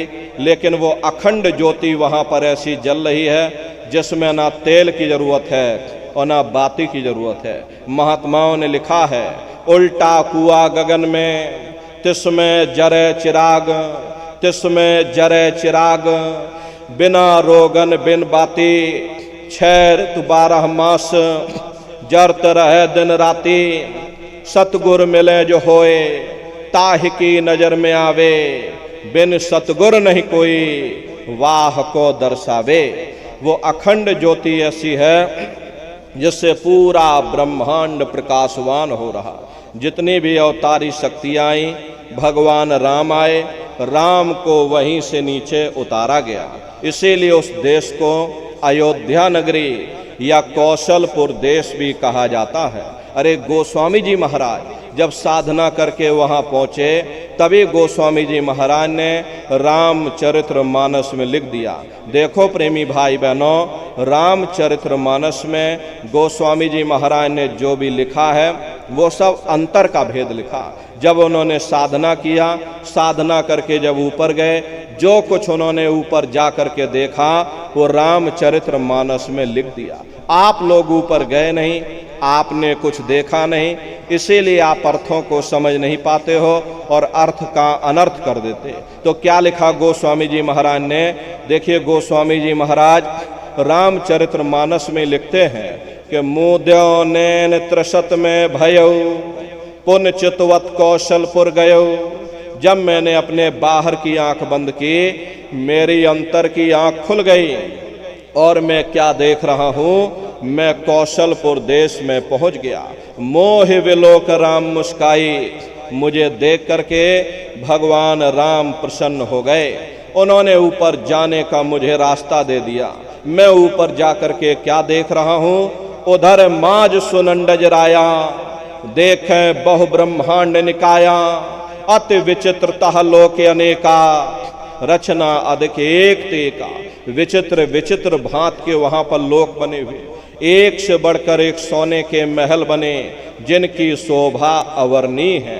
प्रेमी भाई बहनों, वो असली अयोध्या नगरी है, वो भगवान राम का असली देश है। जब आप लोग साधना करके वहां पहुंचोगे, अपनी दिव्य दृष्टि से उस अयोध्या नगरी को जब आप देखोगे तो प्रेमी भाई बहनों देखते रह जाओगे। ये क्या ईश्वर की लीला है, कैसी उसकी कारीगरी है, अनंत उसकी सत्ता है, अनंत उसका प्रकाश है। उसी आनंद को पाकर के बड़े बड़े राजे महाराजाओं ने अपने राजकाज पर ठोकरें मार दी और जंगलों में जाकर के नंगे हो करके नाचने लगे। इतना आनंद, इतनी खुशी उन साधकों को होती है। अरे मीराबाई को जब वो दौलत मिल गई, मीराबाई ने अपना राजपाट छोड़ दिया और मीराबाई कहने लगी, मैं मिल जाए पाए पियो अपना, तब मेरी पीर बुझानी, और मीरा सुरत शब्द सहलानी। कबीर साहब को जब वो दौलत मिल गई और अन्य महात्माओं को जब वो दौलत मिल गई, उन्होंने ऊपर चढ़ करके उस अयोध्या नगरी को देखा, भगवान राम के देश को देखा, तो कलम तोड़ करके लिख दिया। अरे चिल्लाने लगे, ये अचरज देखा भारी साधो, अचरज देखा भारी रे, बिना बजाए निस्दिन बाजे, घंटा शंख नगारी रे, बहरा सुन सुन मस्त होत है, तन की खबर बिसारी रे, बिन भूमि के महल बना है, तामे जो तुजारी रे, अंधा देख देख सुख पावे, बात बतावे सारी रे, जीता मरकर फिर जी जावे, बिन भोजन बलधारी रे, ब्रह्मानंद संत जन बिरला, कोई समझे बात हमारी रे। प्रेमी भाई बहनों, वो असली अयोध्या नगरी है, वो भगवान राम का असली देश है। राम जी का दर्शन करने के बाद में फिर तुम्हारी यही जीवात्मा दूसरे मंडल की आवाज को पकड़ करके दूसरे मंडल की चढ़ाई करेगी। श्याम तज श्वेत को गहना, सुरत को तान धुन सुनना, बंक के द्वार धस बैठो, त्रिकुटी जाए कर लेना। उसी के ऊपर दूसरा देश आता है जिसे महात्माओं ने त्रिकुटी देश कहा। वहाँ के जो मालिक हैं वो ब्रह्म हैं, वहीं से मन और माया की उत्पत्ति हुई, वहीं से तीन गुण रजोगुण तमोगुण सतोगुण, तीनों गुणों की उत्पत्ति वहीं से हुई। ये जो आपके वेद हैं, वेदों को सारी दुनिया पढ़ती है, वेदों की भी उत्पत्ति उसी स्थान से हुई है। महात्मा कहते हैं कि त्रिकुटी महल में विद्या सारा, घनहर गरजे बजे नगारा, लाल वरन सूरज उजियारा।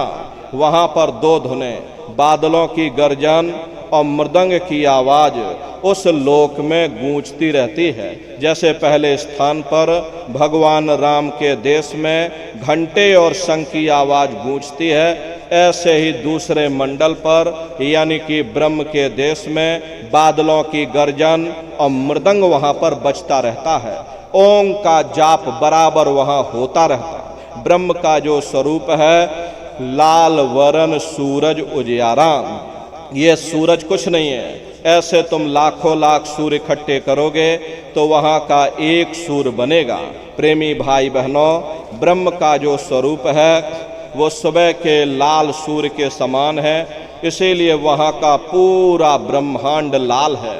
जहाँ तक आपकी निगाह जाएगी ब्रह्म देश में चारों तरफ आपको लाल ही लाल नजर आएगा। महात्मा जब साधना करके वहाँ पहुँचे तभी महात्माओं ने लिख दिया कि लाली मेरे लाल की, जित देखूं उत लाल, लाली देखन में गई, मैं भी हो गई लाल। वो पूरा ब्रह्मांड ही लाल है। जितने साधक वहाँ पहुँच जाते हैं उन सभी को योगेश्वर कहा जाता है। योगेश्वर की पदवी उन्हीं को मिलती है जो ब्रह्म स्थान तक पहुँच रखते हैं। जैसे व्यास जी हुए, वशिष्ठ जी हुए, वाल्मीकि जी हुए, इन सब की पहुँच वहीं तक थी। इसीलिए कहा गया कि वाल्मीकि भय ब्रह्म समाना।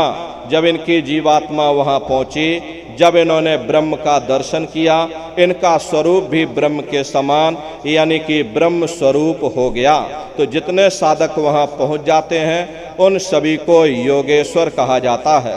योगेश्वर भगवान श्री कृष्ण उसी देश में वास करते हैं। ये जो ब्रह्म देश है वो श्री कृष्ण भगवान का ही देश है और श्री कृष्ण भगवान वहीं पर रहते हैं। अरे बाहर की जन्माष्टमी नहीं है जो आप लोग यहाँ जन्माष्टमी मनाते हो, ये तो आपकी श्रद्धा है भगवान कृष्ण के प्रति, ये आपकी आस्था है।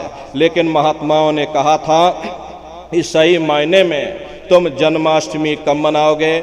जब तुम्हारी ये जीवात्मा 5 तत्व जल पृथ्वी अग्नि वायु आकाश और 3 गुण रजोगुण तमोगुण सतोगुण यानी 5 तत्व और 3 गुणों से परे होकर के ब्रह्म देश में पहुंच करके जब तुम कृष्ण भगवान का दर्शन कर लोगे तब सही मायने में जन्म अष्टमी मनाई जाएगी।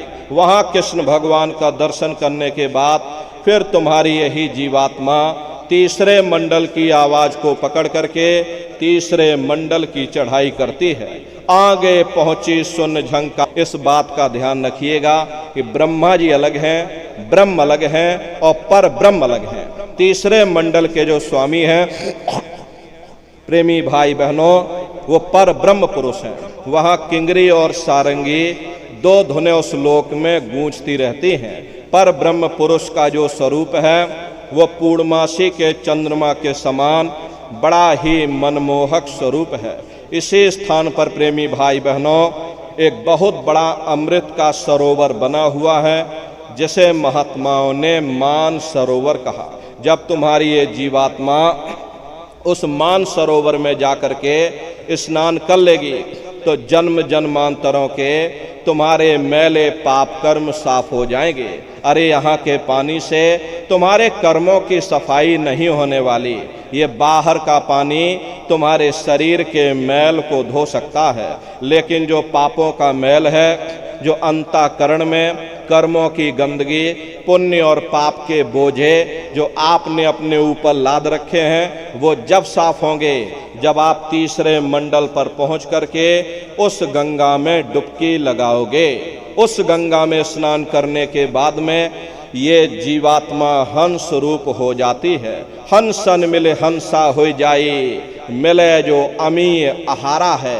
जीवात्मा का खुद का प्रकाश उस अमृत के सरोवर में स्नान करने के बाद में 16 सूर्य के बराबर हो जाता। फिर यही जीवात्मा चौथे मंडल की आवाज को पकड़ करके चौथे मंडल की चढ़ाई करती है। 2 पर्वत के संग निहारो, भंवर गुफा ते संत पुकारो। 2 पर्वतों को पार करने के बाद में वो बड़ा सुंदर देश आता है जिसे महात्माओं ने भंवर गुफा कहा। वहाँ के जो मालिक हैं वो सोहंग पुरुष हैं। वहाँ बंसी यानी मुरली की मधुर ध्वनियाँ सदा उस लोक में उच्चारण होती रहती हैं। सोहंग पुरुष का जो स्वरूप है वो दोपहर के सूर्य के समान महाप्रकाशवान स्वरूप है। अरे स्वरूप में अंतर है। पहले स्थान पर निरंजन भगवान का जो स्वरूप है वो ज्योतिष स्वरूप है। दूसरे स्थान पर ब्रह्म का जो स्वरूप है वो सुबह के लाल सूर्य के समान है। तीसरे स्थान पर ब्रह्म पुरुष का जो स्वरूप है वो पूर्णमासी के चंद्रमा के समान है। चौथे स्थान पर सोहंग पुरुष का जो स्वरूप है वो दोपहर के सूर्य के समान महाप्रकाशवान स्वरूप है। और वहाँ के हो जाती हैं, वहाँ के जो मालिक हैं वो सतपुरुष भगवान हैं, जिनके रोम रोम में खरबों खरब सूरज चांद सितारे प्रकाशवान। वही हमारे आपके सच्चे मालिक हैं, वही हमारे आपके सच्चे पिता हैं। अरे हमको आपको वहीं से नीचे उतारा गया और फिर शब्द को पकड़ करके शब्द शब्द पौड़ी पर चढ़कर पहुँचो सचखंड सतनाम। तो शब्द कब पकड़ में आएगा? जब आप लोग भजन करोगे। और भजन कैसे किया जाएगा जरा अच्छी तरह से समझ लीजिए। ये आँख और कान को बंद करिएगा लेकिन मन को रोकिएगा। ऐसे समय पर तुम्हारा ये मन जरूर भागेगा। अभी आप यहाँ सत्संग में बैठे हो, शरीर भले तुम्हारा यहाँ बैठा है लेकिन मन देखो सारी दुनिया में भाग रहा। अब किसी को बाल बच्चों की याद आ गई, मन बाल बच्चों में पहुंच गया। कोई दुकान दफ्तर छोड़ करके आया, मन दुकान दफ्तर में पहुंच गया। किसी को कोई बात याद आ गई, मन आपस में बातचीत करने लगा। तो शरीर तुम्हारा यहाँ बैठा है, मन सारी दुनिया में चक्कर काट रहा। ऐसे भजन से कोई लाभ नहीं होगा। कबीर साहब ने कहा है कि कबीर पापी भगत न भावई, हरि पूजा न सोहाए, माखी चंदन पर हरे, जहाँ विगंध तहाँ जाए। जैसे मक्खी चंदन या कस्तूरी पर नहीं बैठती है बल्कि रात दिन गंदगी में भिनभिनाती रहती है, ठीक उसी प्रकार से हम मनुष्यों का हाल है। हमारे आपके बुरे खोटे पाप कर्म हमें महात्माओं की तरफ जाने नहीं देते, उनके वचनों को सुनने नहीं देते। ये सब हमारे मन की खुराफात है। जिन्होंने मार मंडाला उन्हीं को सूरमा कहना, बड़ा बैरी ये मन घट में, इसी का जीत ना कटना। अगर दुनिया में कोई हमारा दुश्मन है वो केवल तुम्हारा अपना ये मन है। अरे मन ही है जो आज भाई भाई का दुश्मन बना बैठा है, जाति जाति का दुश्मन बना बैठा है, कौम कौम मजहब मजहब का दुश्मन बना बैठा है, एक मुल्क दूसरे मुल्क को मिटाने की तैयारी कर रहा। ये सब तुम्हारे मन की खुराफात है। इसीलिए महात्मा कहते हैं कि बड़ा बैरी ये मन घट में, इसी का जीत ना कटना। अगर दुनिया में कोई हमारा दुश्मन है वो केवल तुम्हारा अपना ये मन है। ये मन रूपी रावण कब मरेगा? जब 9 द्वारों पर फतेह हासिल करके तुम यहाँ 10वें द्वार पर चढ़ जाओगे, तब सही मायने में दशहरा मनाई जाएगी। अरे बाहर की दशहरा नहीं है जो लकड़ी का रावण बना देते हो और फूंक फाँक करके घर चले आते, कहते भाई हमने रावण मार दिया। अरे महात्माओं ने कहा था भाई सही मायने में तुम दशहरा कब मनाओगे?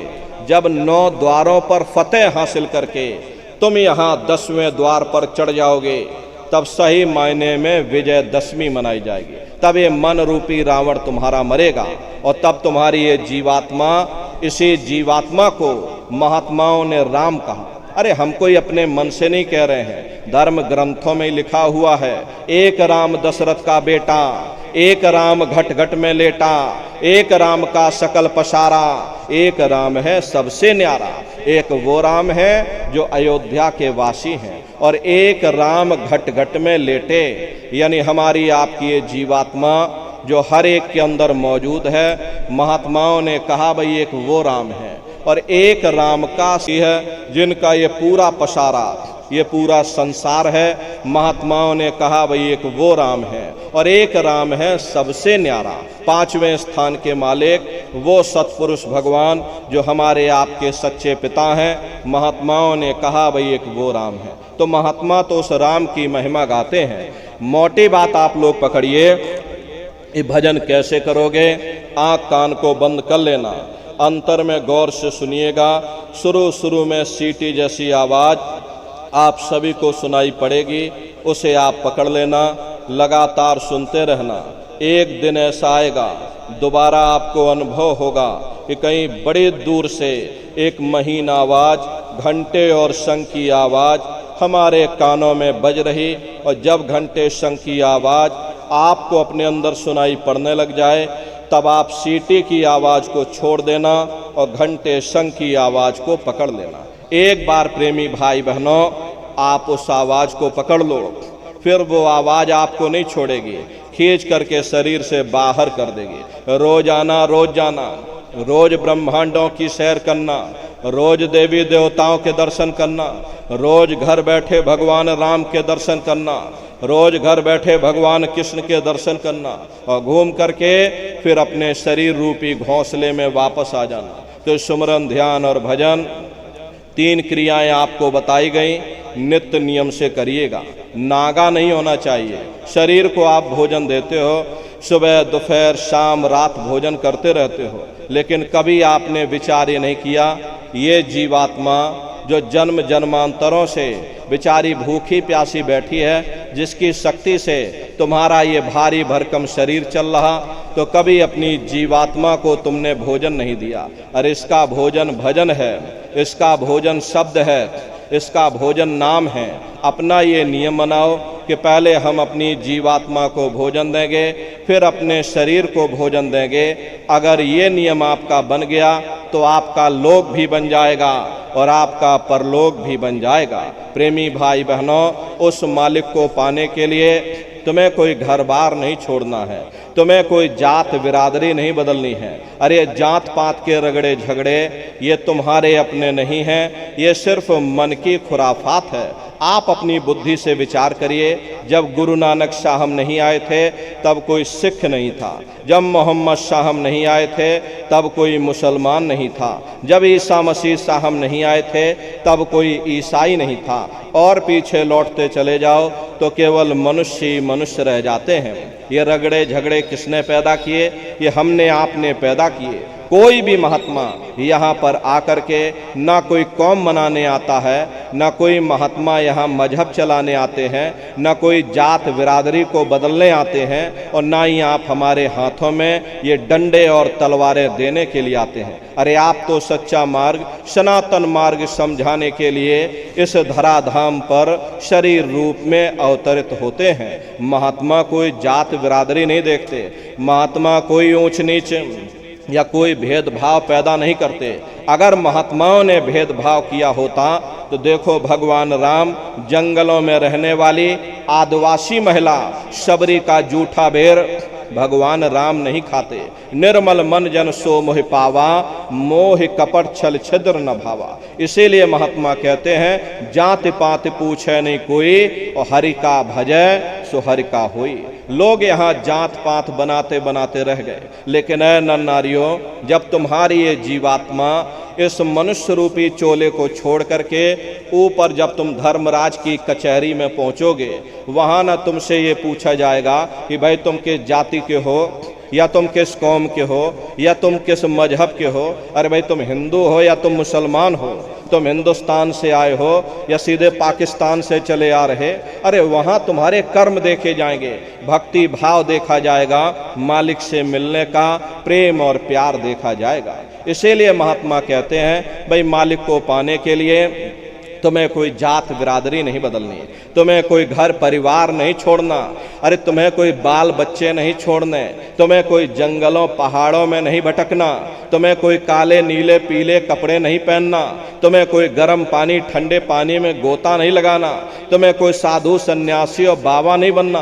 अरे भाई तुम अपने अपने घर परिवार में रहो, अपने अपने बाल बच्चों के साथ रहो, अपने अपने समाज में रहो, समाज की रीत नीत और नियम के अनुसार रहो, मेहनत और ईमानदारी से काम करो, और 24 घंटे में से घंटा 2 घंटा समय निकाल करके सुमरन ध्यान और भजन करिएगा। यही दौलत तुम्हारे काम आएगी। बाकी सब रगड़े झगड़े ये सब तुम्हारे यहीं पड़े रह जाएंगे। सुई की एक नोक भी तुम्हारे साथ में जाने वाली नहीं है। बड़े बड़े राजे महाराजे आए, सारी जिंदगी उन्होंने एक किला बनाते बनाते गुजार दिया। आज उनके किलों को जाकर देखिए, आज खंडहर बने पड़े हुए। विश्व विजेता सिकंदर सारी दुनिया पर राज करने का ख्वाब देखता था, वो भी मुट्ठी खोल करके चला गया। अरे कोई क्या साथ लेकर जाएगा? जो चीज़ तुम्हारे साथ में जाने वाली है वो केवल परमात्मा की भक्ति है। इसलिए वो दौलत कमा लो जो अंत समय में तुम्हारे काम आवे। सुमरन ध्यान और भजन नित्य नियम से करिएगा। और देखो प्रेमी भाई बहनों, हमारी आपसे प्रार्थना है कि आप लोग शाकाहारी रहिएगा, क्योंकि हमारे गुरु महाराज ने शाकाहारी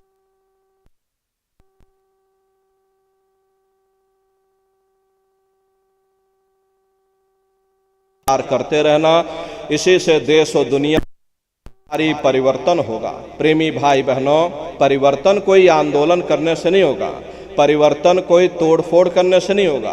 परिवर्तन तब होगा जब लोगों के विचार बदलेंगे, लोगों की भावनाएं बदलेंगी। और विचार जब बदलेंगे जब लोगों का खान पान शुद्ध होगा। देसी कहावत है, जैसा खाए अन्न वैसा होए मन। जब इंसान पशुव्रती भोजन करेगा तो उसकी बुद्धि स्वतः ही पशुओं जैसी हो जाएगी। फिर जिस शराब के नशे में माँ बहन बेटी की पहचान खत्म हो जाए, उस शराब को पी करके यह कैसे पता चलेगा कि क्या अच्छा और क्या बुरा है। यही कारण है कि आज घर समाज में ये दुनिया भर के अत्याचार और दुनिया भर के व्यभिचार फैले हुए। हम लोग देखिए मंदिर बनवाते हैं, उन मंदिरों में नहा धो करके जाते हैं, कहते भाई परमात्मा के रहने की जगह है, हमको नहा धो करके जाना चाहिए, फूल अगरबत्ती ले जाना चाहिए। कोई उन मंदिरों में कूड़ा कचरा नहीं डालता। अगर तुम कूड़ा कचरा डालोगे तो आपस में लाठियां चल जाएंगी। फिर ये जो हरि मंदिर है, ये पंच भौतिक शरीर जिसे महात्माओं ने हरि मंदिर कहा, अरे इसमें तुम हाड़ मांस के लोथड़े डालते हो, इसमें तुम शराब के कतरे डालते हो, इसमें तुम मुर्गा मुर्गी काट करके डाल रहे, इसमें तुम मांस मछली काट करके डाल रहे। अपने बनाए हुए ईंट गारे के मंदिर की कद्र करोगे और परमात्मा के बनाए हुए इस मानव मंदिर को, इस हरि मंदिर को तुमने जीते जी कब्रिस्तान बना दिया तो सख्त सजा मिलेगी। महात्माओं ने लिखा है कि तिल भर मच्छी खाए के और कोट गऊ दे दान और काशी करवट जा मरे और निश्चय नरक निदान।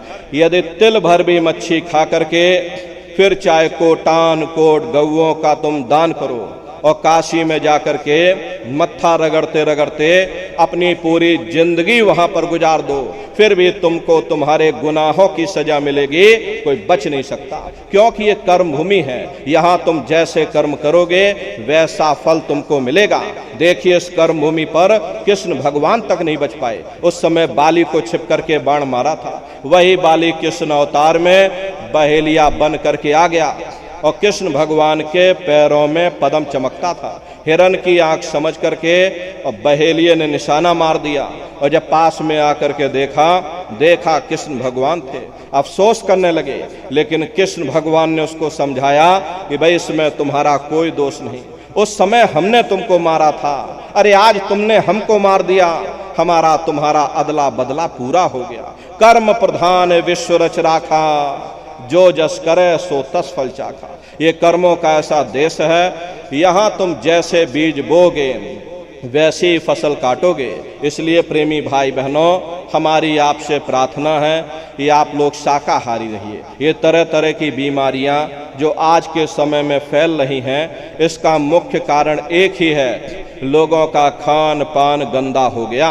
आप अपनी बुद्धि से विचार करो, जब इंसानों के खून में जानवरों का खून मिल जाएगा, इंसानों के अंदर जब जानवरों के कीटाणु पहुंच जाएंगे तो न जानवरों की दवा काम में आएगी न इंसानों की दवा काम में आएगी, तो परिणाम क्या होगा? ऐसी महामारियां फैलेंगी। अभी कोरोना जैसी महामारी आई, पूरा विश्व तबाह हो गया, लोग अपने अपने घरों में कैद हो गए, कोई किसी से मिलने को तैयार नहीं। न जाने कितने घर परिवार उजड़ गए, न जाने कितनी लाशें बह गईं, न जाने कितने बच्चे अनाथ हो गए, न जाने कितनी माताएं विधवा हो गईं। लाखों लाख रुपया लेकर के लोग अस्पतालों के चक्कर काटते रह गए, एक ऑक्सीजन का सिलेंडर नसीब नहीं हुआ। अरे कारण क्या है? कारण यही है, जब जानवरों के कीटाणु इंसान के शरीर में प्रवेश कर जाएंगे तो आने वाले समय में ऐसी महामारियां फैलेंगी। हमारे गुरु महाराज परम संत बाबा जय गुरुदेव जी महाराज सन 70 के दशक में ये भविष्यवाणी किया करते थे कि बच्चा आगे नई नई बीमारियां आएंगी। पहले बीमारियों की हवा चलेगी, फिर बीमारियों की आंधी आएगी, फिर बीमारियों की सुनामी आएगी, लाशें पड़ी घर घर में सड़ेगी, बचाने वाला मिलेगा न कोई, जमाना बदलेगा, और कहें जय गुरुदेव पुकार जमाना बदलेगा। इसलिए प्रेमी भाई बहनों, हमारी आपसे प्रार्थना है कि आप लोग शाकाहारी रहिएगा।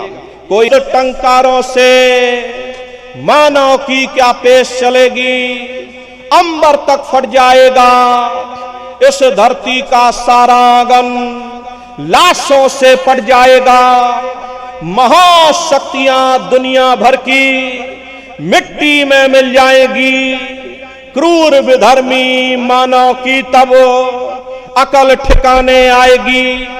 ऐसा भीषण बम भोले का तांडव होने वाला है।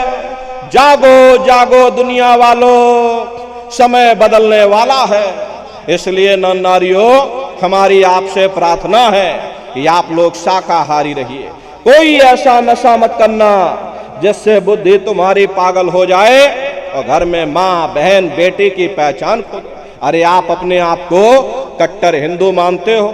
अरे भाई, हम कट्टर हिंदू हैं, हमसे बड़ा सनातनी दुनिया में कोई नहीं। हम भगवान राम को मानने वाले, हम बजरंग बली को मानने वाले, हम दुर्गा मैया को मानने वाले, हम महात्मा बुद्ध को मानने वाले, हम भगवान कृष्ण को मानने वाले। अरे भाई, आप राम को मानते हो, आप भगवान कृष्ण को मानते हो, तो उनके आदर्शों पर भी चलना सीखो। भगवान राम ने कभी नहीं कहा कि तुम मांस खाओ, या भगवान कृष्ण ने कभी नहीं कहा कि तुम शराब पियो। जितने देवी देवता अवतार हुए सभी यही कह करके गए, अहिंसा परमो धर्म।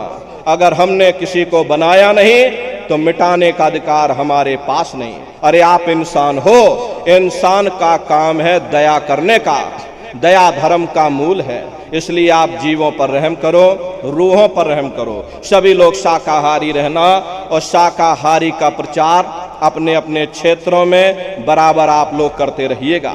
अरे सतयुग कैसे आएगा, रामराज कैसे आएगा? रामराज कोई भाषण देने से नहीं आएगा, रामराज कोई नारा लगा देने से नहीं आएगा, रामराज कोई झंडा लहरा देने से नहीं आएगा, रामराज कोई हिंदू मुसलमान करने से भी नहीं आएगा। रामराज जब आएगा जब लोगों के अंदर अच्छे विचार आएंगे।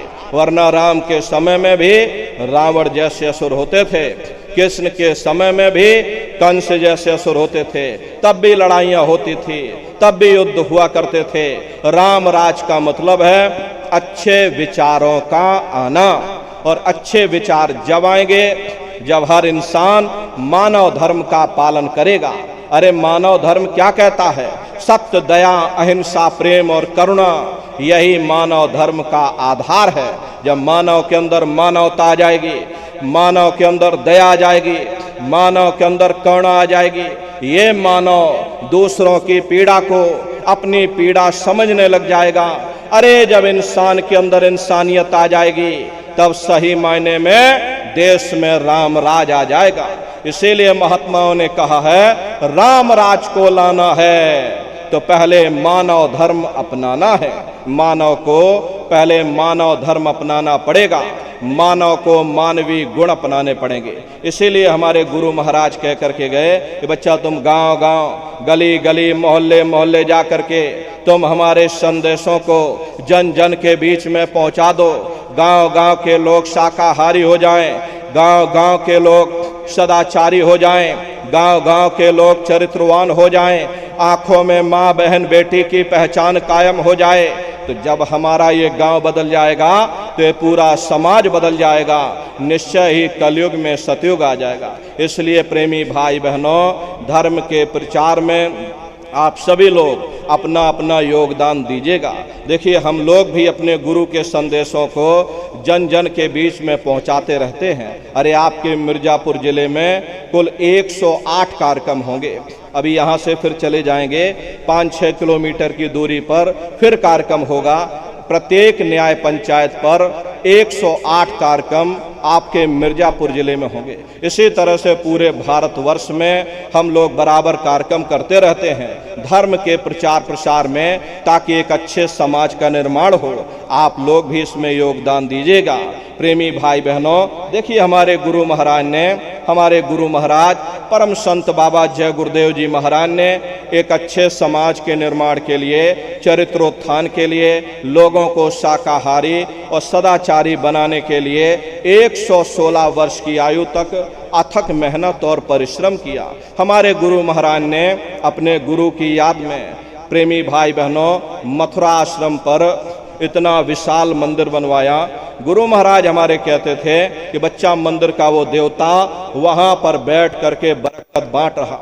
अरे आप लोग आइए, वहां कोई रुपया पैसा नहीं चढ़ाया जाता, कोई चंदा चुटकी नहीं। अरे आप लोग आए, मंदिर के देवता के सामने अपनी एक बुराई को चढ़ा दीजिए। वहां पर बुराई चढ़ाई जाती है कि हम आज से मांस मछली नहीं खाएंगे, हम आज से अंडा शराब का सेवन नहीं करेंगे, हम आज से झूठ नहीं बोलेंगे, हम आज से किसी को धोखा नहीं देंगे। अरे आप अपनी एक बुराई चढ़ा दो, आपकी एक मनोकामना पूरी होगी।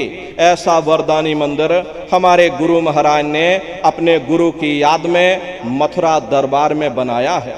उन्हीं की या गाय हो या चाहे बैल हो, हमारे यहाँ किसी को बाहर नहीं भेजा जाता।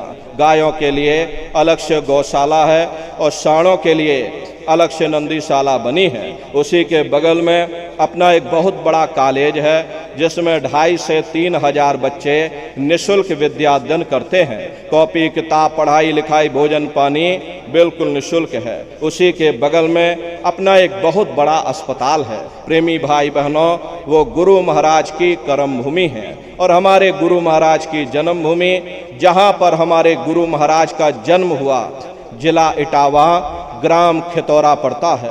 जैसा भव्य मंदिर मथुरा दरबार में बना हुआ, उसी तरह से भव्य मंदिर गुरु महाराज की जन्मभूमि पर बन करके तैयार हो चुका। ये जो आप पोस्टर देख रहे हो, ये गुरु महाराज की जन्मभूमि का मंदिर है और इधर जो ये पोस्टर लगा है, ये मथुरा दरबार का मंदिर है।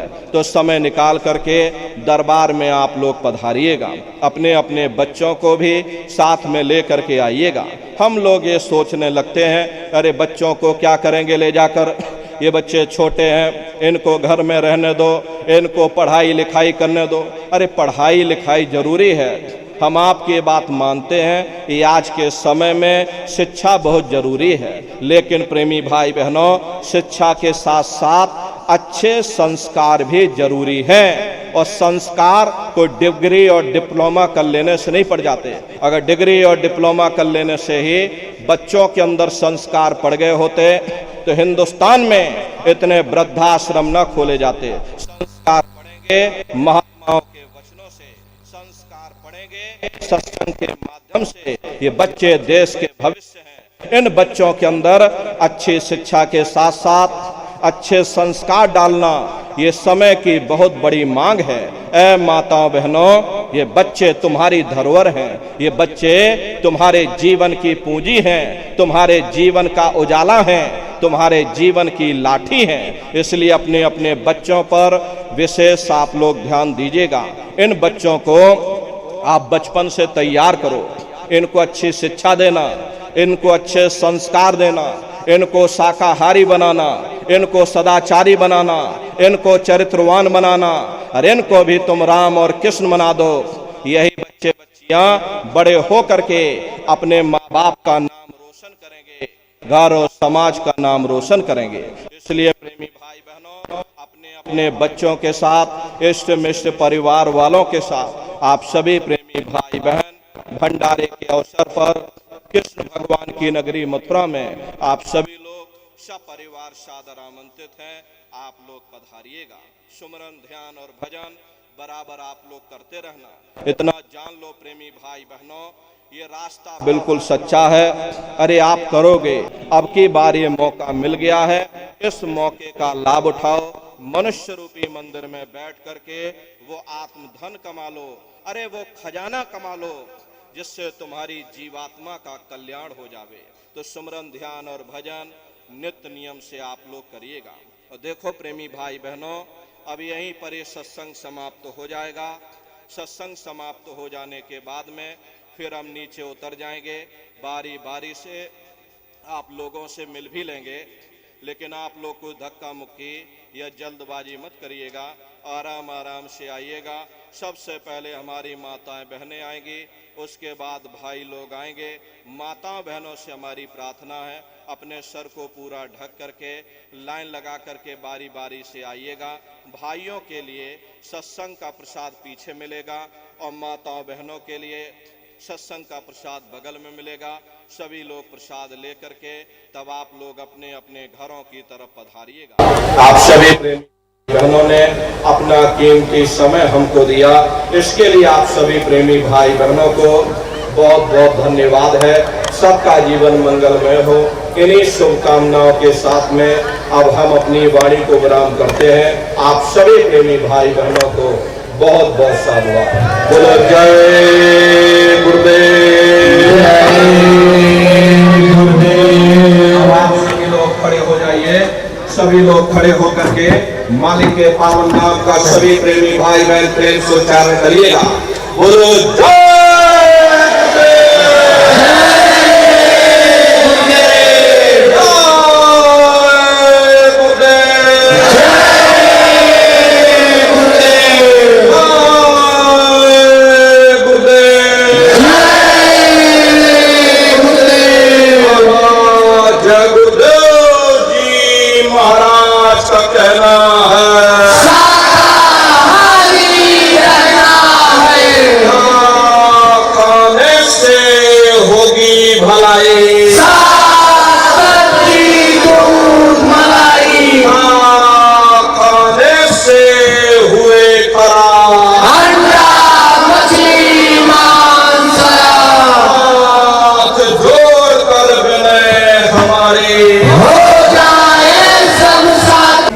आप सब लोगों से मिलने के लिए मंच के नीचे आ रहे हैं। भाई लोग थोड़ा धीरज रखेंगे, पहले बहनों माताओं को मिलने का अवसर दे देंगे।